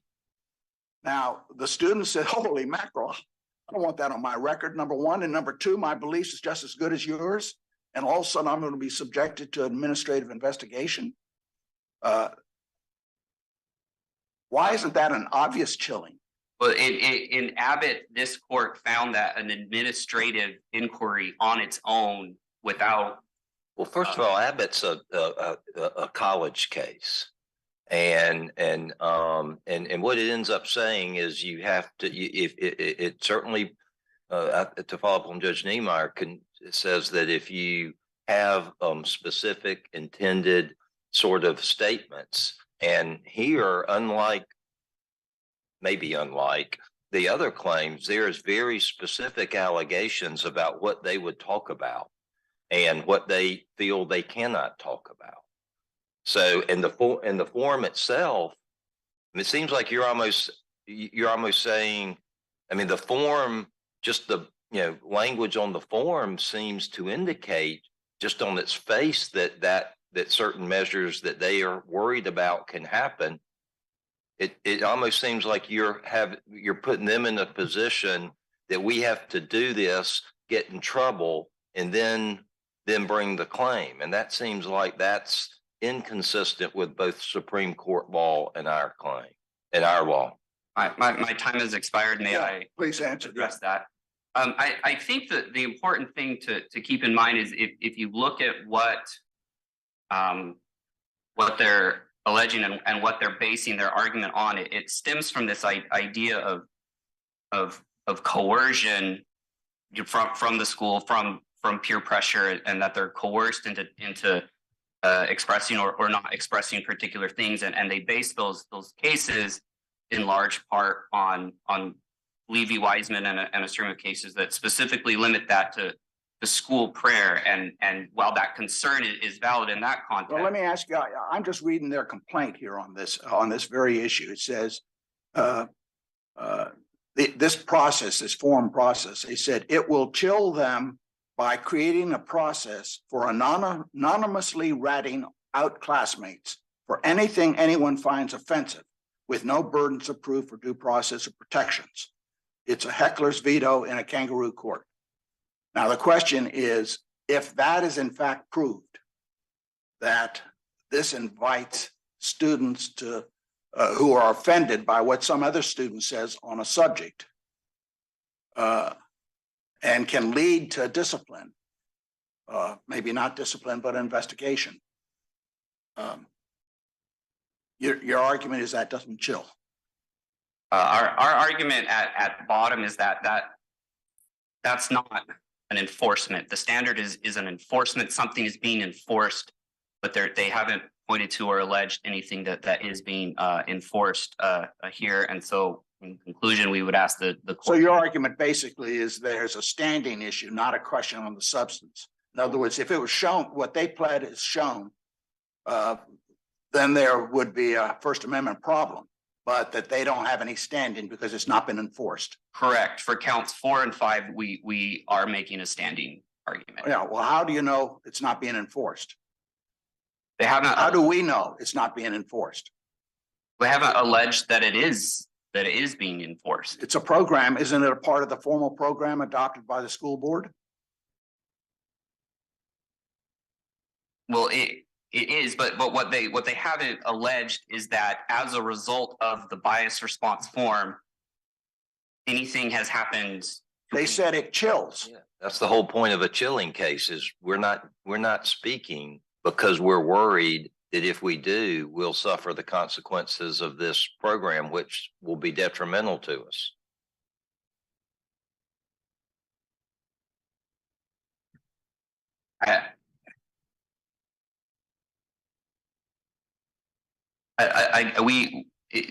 The threat, the standard is a threat. Something has to be the chill has to be reasonable, and without a threat of enforcement, which they haven't reasonably plausibly alleged. Well, you have to, in order to make that argument, you have to say that the form is not credible. That the procedure established is not credible.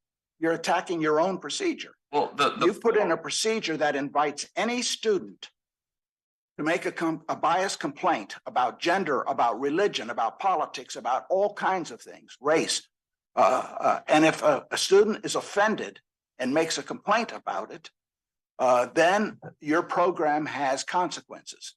And I gave you the 3 consequences that is designed in the program. And so the plaintiffs allege that chilled speech. And I asked you whether what's your position on it? And your basic position, as I understand it, is because they haven't enforced it, or at least it's not alleged, or there's no enforcement as alleged, they don't have standing. But the question is, if they say I've been chilled and I don't speak because of that, and that's what they're saying, set aside the standing, the question is, would that state a First Amendment claim? If that were objectively reasonable, which we do not believe that it is, that would state a First Amendment. Thank you. All right. Thank you. Do we have some rebuttal, Mrs.? We do, Your Honor. There we go, 5 minutes, but I'll try to be quick. So let me start. Well, you can't be quicker than 5 minutes, can you? Or you can be as quick as 5 minutes. I will do my best, Your Honor. So let me start by trying to answer Judge G's question from earlier about particular parts of the complaint. So I would point to paragraphs 13 through 17, which say that the children of the plaintiffs would not meet the criteria established by LCPS, and then again in 59 and 60. And so the question obviously is that sufficient? And I would point to Judge Niemeyer's question to my colleague that maybe one way to think about this is the injury is the exclusion, right? That my clients have alleged that they do not meet this, that they are being excluded from the program, and that exclusion is the injury. And one way to maybe analogize that is to think about the Sixth Circuit's recent decision, which we discussed in the brief about the racial discrimination in the farm loan program. You may remember Congress forgave farm loans specifically for people of color, and white farmers sued to say that they were being excluded from that program. And the Sixth Circuit held that there was standing in that case. So I think that's maybe a good structure to think about where our injury arises from. The second thing I would just point to quickly, again, a question, Judge G, that you asked about Buxton to my counsel opposite. He answered, well, it's a valuable credential, and that's what we pled. That's true. Being a member of Congress is also a valuable credential. That does not mean that Congress is not a forum, right? Just because something is a valuable credential, being admitted to a forum can be a valuable credential, that doesn't mean it stops being a forum. And so obviously we have alleged here. Let me ask you something before you get down. It's a bigger question, and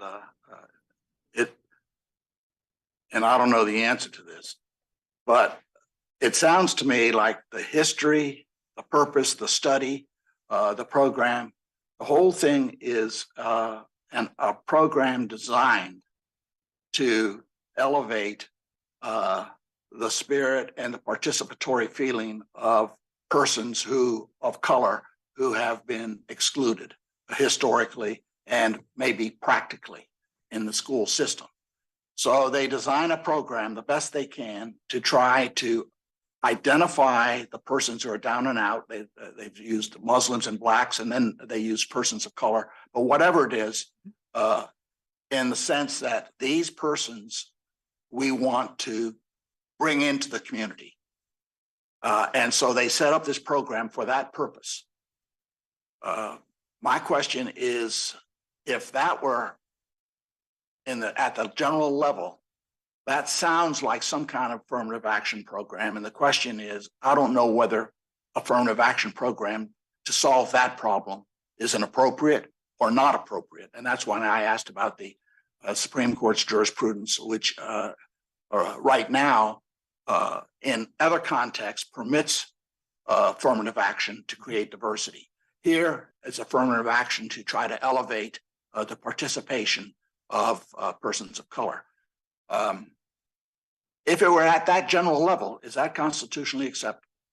It is not, Your Honor. And let me make 2 points. The first is that the Supreme Court has consistently declined to say, and in fact has said the opposite of, that benign discrimination is still discrimination. Right? Well, it is. And these cases in admissions policies, it clearly is, because you're basing it on race. But the question is it an acceptable process in the educational process where you're trying to teach students to be able to participate in a diverse and pluralistic society? Mm-hmm. And so you want to put together a group of students who have to learn to interchange with other, share cultural experiences. And that has sort of been the justification for whether you want to call it discrimination, but making that type of taking that into account. That's what the school board has done here. They have taken into account persons of color because of the historical context and the way persons of color are being treated in the school system. They want to address it, and they've tried to address it. Now, the question is, in the big picture, can they constitutionally address it by focusing just on a group like that? So if we had substituted farm loan program in for forum for student voices in the situation you just set up, right? If we had said farmers of color have historically been victims of discrimination, farmers of color have historically been excluded from USDA programs, and they deserve affirmative recompense for their historic mistreatment. The Sixth Circuit and several other circuits just last year all refused to go down that road and said, no, the fact of historical discrimination is not sufficient to justify. But isn't, I mean, I'm generally familiar with those things, but both on the standing and on this issue, that seems different. Maybe it's a principle. I mean, on the standing issue, you automatically have financial differentiation, so there's no choice to be made. So I didn't. No offense, but I wasn't really persuaded on that as a great standing response. Yeah, and then on the merits, I'd have to go back and look at those cases, but I think there's a similar thread in there. When there's direct economic, benefit, that's different than being able to express views. So I think it's a fair, maybe a fair point. Neither party argued it, but if composition of or selection of the equity ambassadors has a racial component, not a determinative effect, I had the same thought that this has some earmarks, if you will, and we didn't get really any briefing from either side that that's part of our inquiry. If we had said there's a forum, it's open for students. If too many students apply, we'll use being a Republican as a tiebreaker. Like, clearly that would be a violation of the First Amendment. And so if the part of the response on the part of the board is, well, we've got multiple slots, but if we have too many students, then being in favor of social justice is the tiebreaker. Like, it's a viewpoint. It's just a different viewpoint than Republican or Democrat. I'll just say very quickly on your point, Judge, about standing. I also would not lose sight of the fact that the board has not argued against standing. I realize standing is jurisdictional, but nonetheless, I think that should weigh a little bit. And then finally, Judge Niemeyer, I'll just end by quoting Chief Justice Roberts back on your original question, this is from Seattle Parents Involved, that the best way to stop discrimination based on race is to stop discriminating based on race. I know that's a cute phrase, but somebody files a race discrimination case under Title VII, and the jury finds racial discrimination. We provide remedies that take race into account. We may require somebody to hire, we require reinstatement, this type of thing based on race, so that when you have a violation when you have discrimination and you create a particularized remedy, it necessarily has racial aspects to it. Mm-hmm. Now, the question is, how far back do you go to societal wrongs, and how far back go? And these are big constitutional issues of broad nature, and I assure you want to end discrimination. It seems to me it's one of our top policies in this country is to address it and to get it right and get everybody working harmoniously so that they don't have to and don't pay attention to race and color. And the way we come about it is what we're debating. And I must say that the school board's motive in this is clearly to try to address the problem. The question you're raising is whether they have addressed it in a constitutional fashion. And that's not an easy issue for us to tackle. Fair enough, Your Honor. But all right, thank you. Thank you, We appreciate the arguments of counsel. It helps us yet to get more confused, but we will think and do our best on it. We normally come down and would shake your hand, and we'll shake it virtually here. And thank you for your arguments, and we'll adjourn for the day. Got one more case. Oh, excuse me. We have one more case. You guys are dismissed. We'll take up the next case.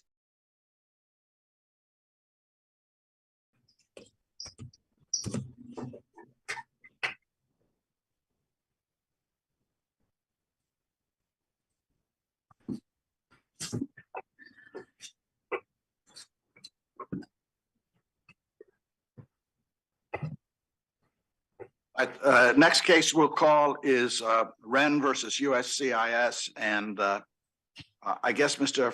Forney, you're up first, and you're by remote, and we have Ms. McKenzie here in person. She will argue the other side, and you can see him, can't you? Okay, all right. Okay, we'll hear from you, Mr. Forney. Thank you, may it please the court. USCIS's denial of Elizer's multinational manager or executive petition was arbitrary and capricious because the agency's decision ignored detailed evidence in the record regarding Wren's duties and achievements, showing his directing the companies through discretionary decision-making. The agency failed to consider, contrary to the statute, evidence regarding the operational needs of Elizer in light of the stage of the company's development. And additionally, the agency applied a faulty legal premise that executive duties must be defined by specifying the executive's daily routine. Each error standing alone requires that the agency's decision be set aside for failure to engage in reasoned decision-making.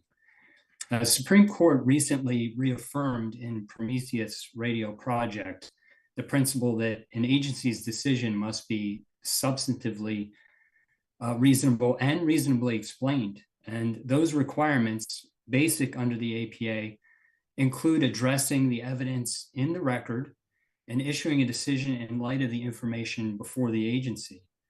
The agency here failed to meet those requirements because it ignored facts in the record and it applied an improper legal standard, which resulted in its failing to consider relevant factors. Mr. Forney, can I ask you about the record, about the facts here? I'm looking at page 41 of the joint appendix, and that is a organization chart. Can you,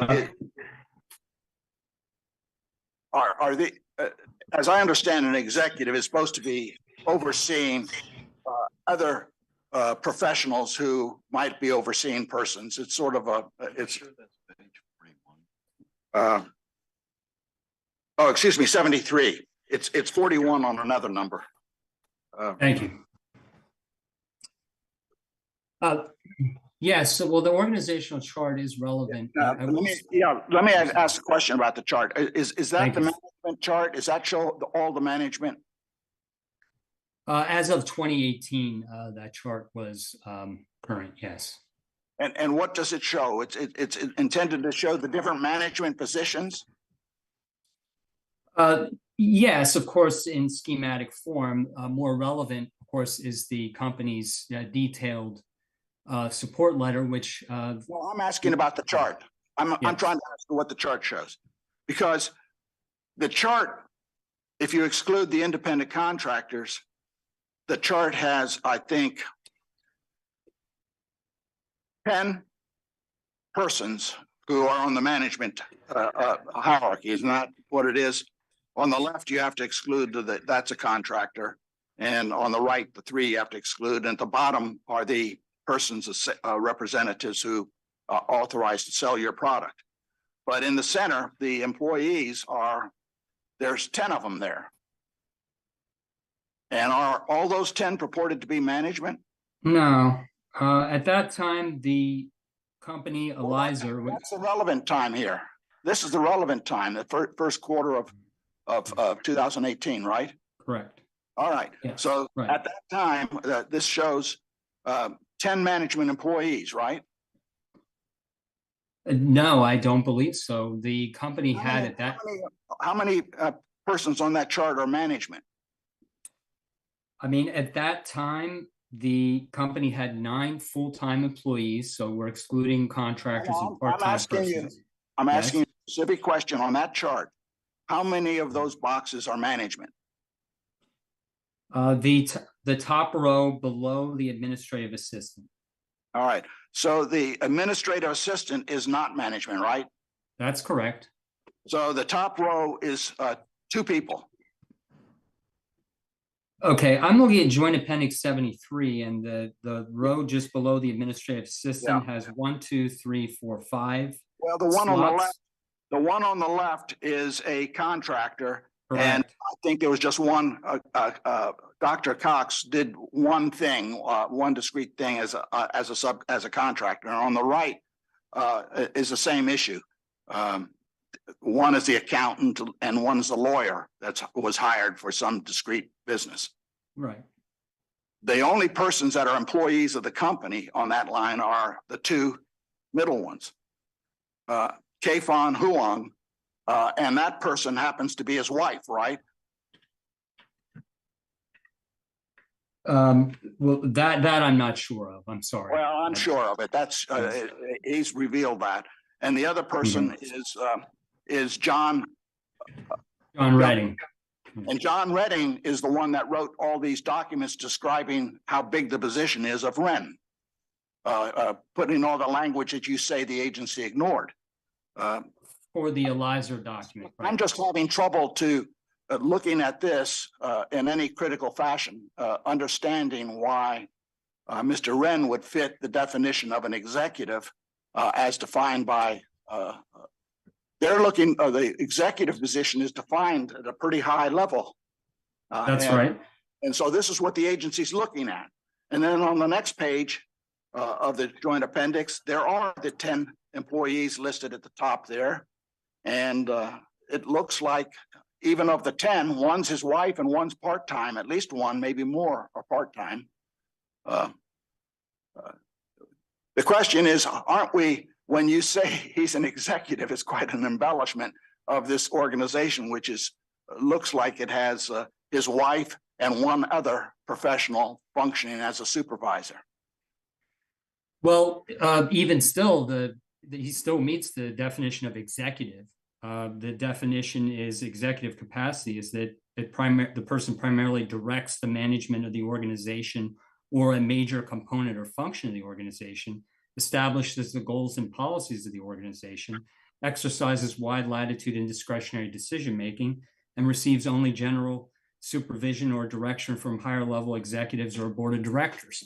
He meets every single one of those according to the facts in the record, at least as far as Eliza is concerned. And you mentioned that John Redding, who is critical in this because he is as the COO, is the one who is executing Wren's discretionary decision making. So Wren was acting through a higher level manager in refashioning and directing the organization. But Wren wasn't the only individual who provided evidence in this record. It was also, of course, the Mr. Zhu from the parent company in China, Triple R, provided evidence as well. If I could ask you a question, it's my understanding in order for Mr. Wren to qualify here, it was necessary to show that the requirements were met both for the prior employer, Triple R, and for Eliza. So even if we were to agree with you on Eliza, you would still have to meet the criteria of the prior company. Is that correct? That's right. Yeah, the qualifying beneficiary must have been performing in a managerial or executive capacity for the overseas parent and the U.S. company. Of course, we've been speaking about Eliza and, reading the definition in light of the facts in the record, that is established. Mr. Wren was functioning in executive capacity. But that's the case as well for Triple R, which was a little bit of a larger organization. But Mr. Wren functioned there at a very high level as the general manager, revising and refashioning the production processes through upper level management at that organization, putting in place new management procedures and new production processes at its factory. The agency, if I'm remembering the record correctly, indicated that there was more documentation with regard to Eliza than there was with Triple R, so that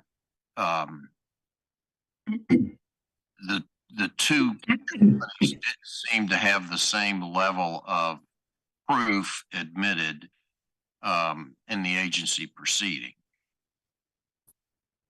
And that the agency determined that the Triple R proof was insufficient, and what was sent after that wasn't very specific. Well, the agency's decision had two parts. It took issue with the evidence from Triple R and as well from Eliza.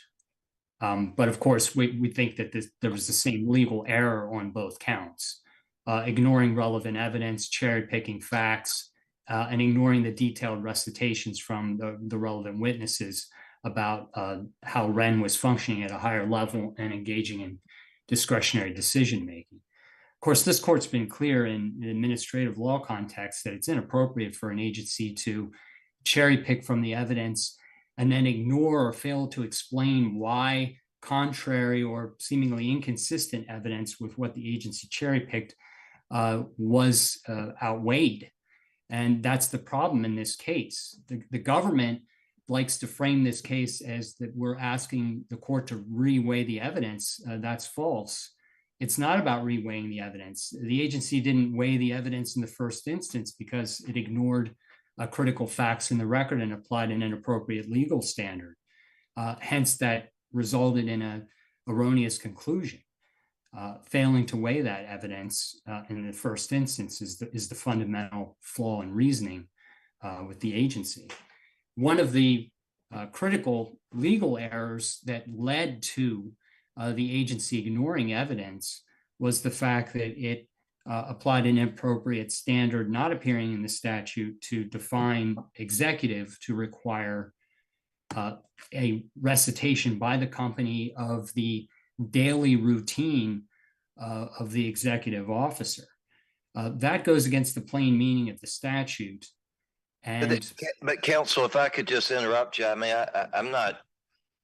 certainly the agency asked in order to determine whether whether the employee was of a managerial executive level for day-to-day information.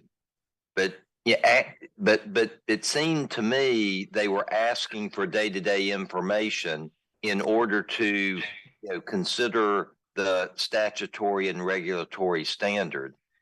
It seems a stretch to say because they saw certain evidence that they thought would be relevant to that, they've changed the standard. It looks to me like they're just looking for information in order to determine, the details beyond some of the, general labels of the work that was described.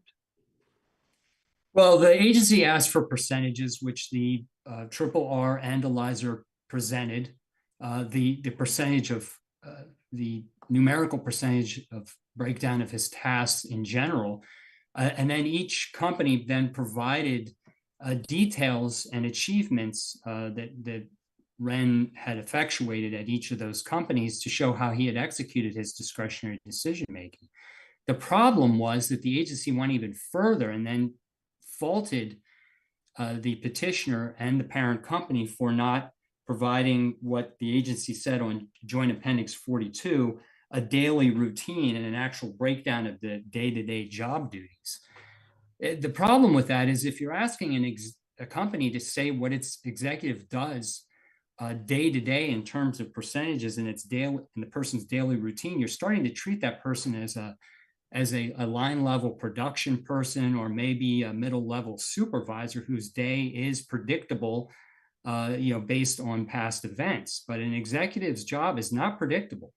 And as recognized in the statute, it's someone who engages in discretionary decision making at the highest levels and effectuates those decisions through staff who maybe has a daily routine. There's no way. I'm sorry to cut you off because you're answering my question, but you're running out of, and I've read the briefs and I think I appreciate that. So I don't want you to think I'm ignoring what you're saying, but I have an issue that wasn't briefed, and it's this. You sued in federal court. I say you, I don't know if it's you. A lawsuit was commenced in federal court without appealing to the appeals office that applied to this type of decision. Is there a problem with that? I kind of hesitated all the exhaustion talk we've had in this today to raise that again, but do we have an issue here on exhaustion? Yes, I had the pleasure of listening to the prior argument, which was, I think, under the Social Security Act.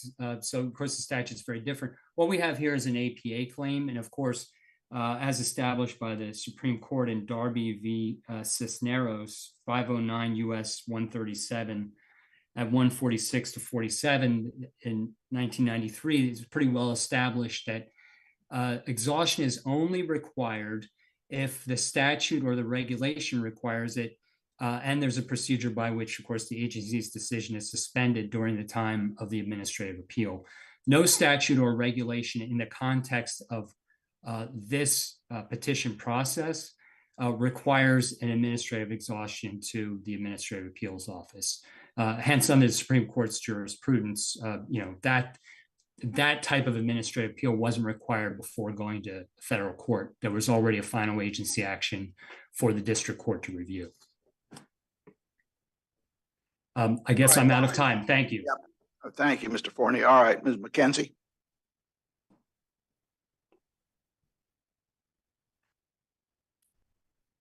Good afternoon, Your Honor. May it please the court.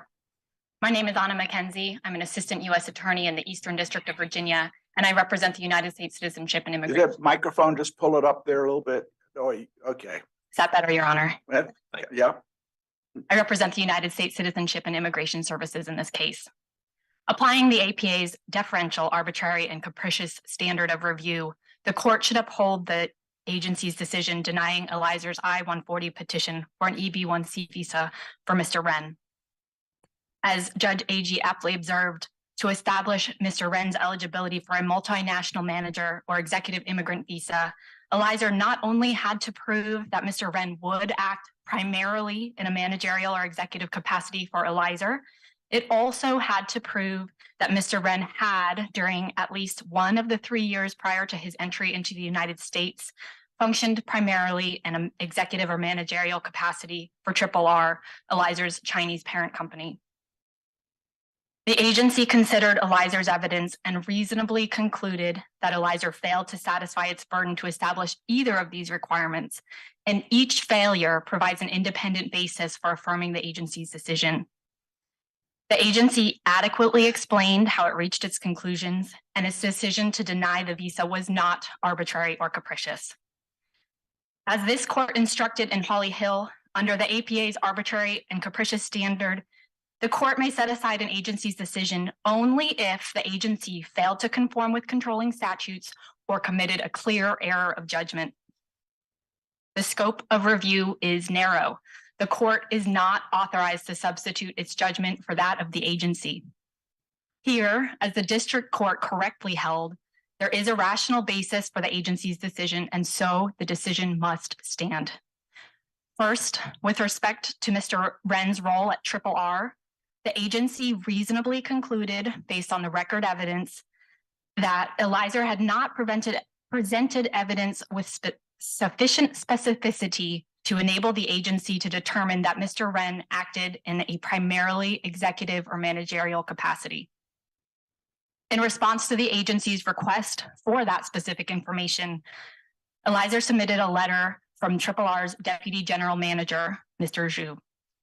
Mr. Zhu's letter uses a lot of corporate buzzwords. It references generic concepts and terms, many of which borrow language directly from the INA's definitions of managerial and executive capacity. Ultimately, though, the letter sheds very little light on what exactly Mr. Wren did during his nearly 6 years at R. The specifics that are offered are limited. For example, the letter discusses Mr. Wren's involvement in introducing ergonomic workbenches and a couple of safety measures, including the provision of safety goggles for workers. But there's no indication of when these developments occurred, what Mr. Wren did to implement them, or how much time he spent on them, or even where those projects fit within the broad categories of duties for which percentage breakdowns were provided. The generic way Elizer's evidence described Mr. Wren's role at R is similar to the vague job descriptions that have led courts across the country to uniformly uphold the agency's denial of I-140 petitions for multinational manager and executive immigrant visas.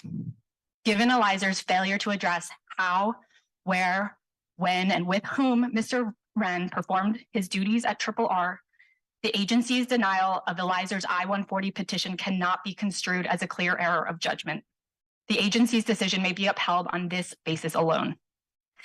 The agency found similar infirmities with respect to Elizer's evidence regarding Mr. Wren's role at Elizer, but the agency's bigger problem with that evidence was that Elizer failed to establish that Mr. Wren would be primarily performing managerial or executive duties as opposed to performing non-qualifying operational activities of the business. An intended theory does not qualify for manager or executive visas simply because he performs some managerial or executive duties. Such tasks must encompass his primary responsibilities. Workers whose jobs involve a mix of management and non-management responsibilities do not meet the statutory requirement. Elizer's evidence revealed that Mr. Wren's duties at Elizer included non-managerial and non-executive operational activities such as conducting sales and marketing activities and implementing training programs. And additionally, Elizer employed only 10 employees and had not reached the level of organizational complexity to permit managerial and executive duties to comprise the primary portion of Mr. Wren's duties here in the United States. And because Elizer provided an insufficiently detailed breakdown of Mr. Wren's duties at Elizer, the agency couldn't discern what percentage of Mr. Wren's time he spent on these non-managerial, non-executive duties. As a result, it reasonably concluded that Elizer failed to meet his burden of establishing that Mr. Wren would primarily act in a managerial or executive capacity at Elizer as the statute requires. Counsel, could I kind of interrupt Yes. you? And I kind of finished asking your colleague a question about what they have done and not done in response to the decisions regarding the petition. And I think that I may be mistaken, and very interested in your views that there's a regulation, 8 CFR section 204.5, that says the denial of a petition for classification shall be appealable to the Associate Commissioner for Examinations. And that wasn't done. Now, the language says shall be appealable. It doesn't say shall be appealed. And that may make it non-mandatory. But does is there do you have a position on the failure to take advantage of that appeal opportunity to the Administrative Appeals Office? Yes, Your Honor. The government's position that there was no requirement to appeal to administratively exhaust. I believe there's one district court opinion going the other way, but the language that you pointed to, the appealable language, is considered to be non-mandatory. However, the government did, in a footnote in its district court briefing, indicate that there is an issue of issue exhaustion here, that these that Mr. Wren and Eliza could have presented these arguments through an appeal, as you note, and therefore forfeited its ability to raise those issues at the court. That issue was not considered in the written decision by the district court. And you didn't raise that before us either, did you? We did not. And you don't think it's jurisdictional? That's correct, Your Honor. Okay. All right. Thank you. The deficiencies, the evidentiary deficiencies in this case are quite similar and have many parallels to the shortcomings that led the District of Arizona to uphold USCIS's denial of an EB-1C visa for the CEO of an American subsidiary of an Israeli company in Decorte, Mekalinen, in 2021. Just like in this case, in Decorte, the agency issued an RFE to the petitioner requesting additional details about the beneficiary's role, and the plaintiffs did provide additional materials, including a business plan describing the duties of the beneficiary's subordinates, an organization chart, and letters describing the beneficiary's job duties and breaking them down into 5 primary duties, 14 secondary duties, and 27 tertiary duties.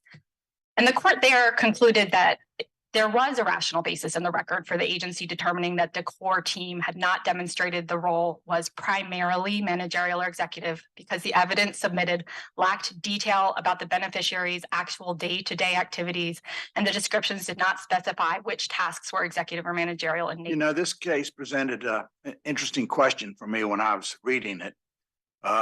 If I formed a little business in my garage, and I was the head, I formed the business. My wife helped me out, and I hired one assistant who does other tasks with respect to my little 3-person business. And I say I made the determinations about policy, design, I supervised the others, they carried out my plans and so forth.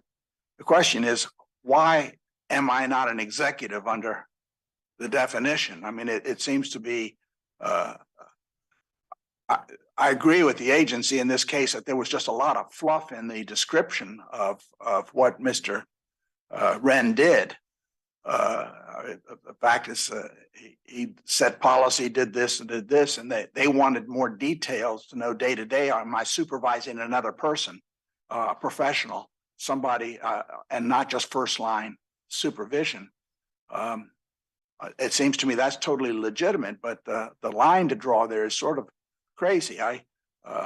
Why isn't my 3-person, why am I not an executive of my little 3-person business? The hypothetical you raised, Your Honor, is similar to the facts presented to the Ninth Circuit in Brazil Quality Stone. In that case, it was a relatively small business, and there's another Ninth Circuit precedent as well, Family Inc., that was a mom and pop shop like that you're describing. And the key in those cases, which held that the company's small size may be considered as a factor in determining whether whether a beneficiary will be acting in a primarily managerial or capacity, managerial or executive capacity. The key is that it can't be that can't be the only factor that's considered. It can't be a reflexive decision by the agency, you only have 3 employees, therefore you're not large enough. But the agency can consider that as one factor. And what matters is the language of the statute, which says that the beneficiary's role must be primarily performing the enumerated tasks within the executive and managerial definition. And so when you have these mom and pop shops, often they are performing some executive and managerial tasks, but they are also performing the operations of the business. They're making deliveries. So counsel, isn't it the case? I mean, Judge Niemeyer, we talked about similar situations that the regulations in effect do maybe put a small business at a disadvantage, but we're not talking about, but what we're talking about here is in the context of an immigration policy with a benefit that's permanent in nature, and the executive has the ability to limit that type of benefit, and they may have drawn a line that may make it more difficult for small businesses because they really are limiting this to a specific category of employee. May seem a little unfair. I kind of have the same thought, but I think we have to keep in mind the context of an agency's decision related to a permanent issue related to immigration matters and national security matters. Yes, Your Honor, that's exactly right. Well, just to carry on that, it looks like the program is intended to promote the exchange of multinational executives, so as to improve, to take the benefit, let people in the country who are going to benefit by being executives of an American company where they have managerial roles and supervision and what we typically think of as an executive. It's just that I think in coming down to definitions and making distinctions, it gets a little harder. Yes, Your Honor. Okay, anything else? In summary, given Elizer's failure to meet its burden of establishing both that Mr. Wren had functioned in primarily an executive or managerial capacity at RRR and would function primarily in a managerial or executive capacity at Elizer, the agency's decision to deny the petition is supported by a rational basis and was not a clear error of judgment. The court should affirm. Thank you. Mr. Forney? You're muted. Muted. Can you hear me? I can, thank you. My Okay. mistake. Yeah. My apologies. Yes, just briefly, to address, to close the loop, as they say, on this exhaustion issue. I think the government's correct in their position is correct that there is no statutory regulatory requirement. And I only bring this up to, of course, advise the court of more relevant authority on that point. The administrative appeal process in the general context of benefits adjudication is addressed in more detail in 8 CFR 103.3. And I kindly direct the court's attention to that regulatory scheme, which I think will resolve any a doubt about the issue that there is no requirement in this context to effectuate administrative appeal to the AO before going to district court under the APA. Just 2 other points, and I think it bears mentioning that it is true that the staffing levels may be considered by the agency, but Congress has been pretty clear on how they do that. The statute does discuss staffing levels and what the agency is supposed to do if they consider staffing a relevant factor. And it's in the statute 8 USC 1101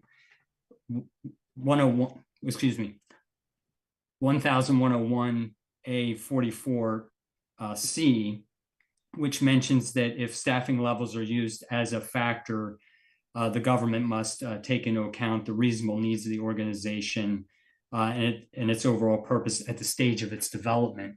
And that language is critical because the government essentially failed to do that in this case. The Elizer presented a very detailed business plan, which discussed not only historically what it had done up to that point in time, but also its intentions going forward. And on a critical point, Joint Appendix 185, there was a discussion about how Mr. Wren decided to refashion the business approach of the company, close down a division, and refocus its efforts on a wholesale line and effectuate a more consistent import-export relation with the parent company.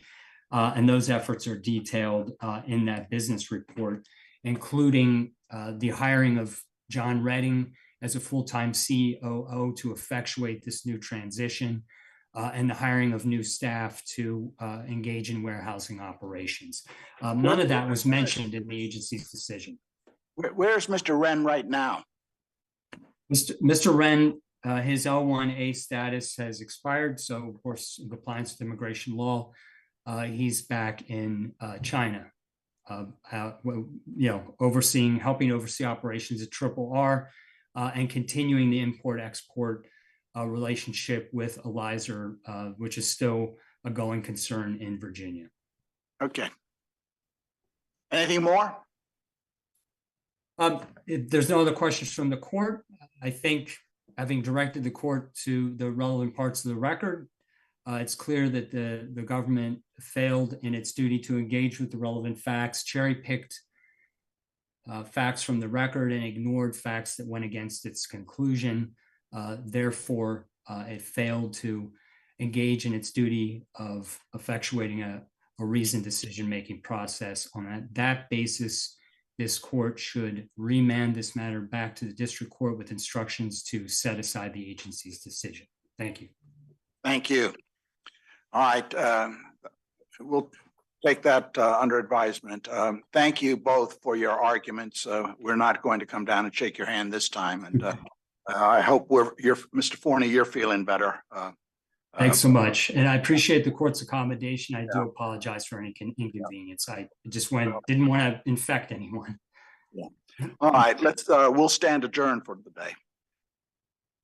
This honorable court stands adjourned until tomorrow morning. God save the United States and this honorable court.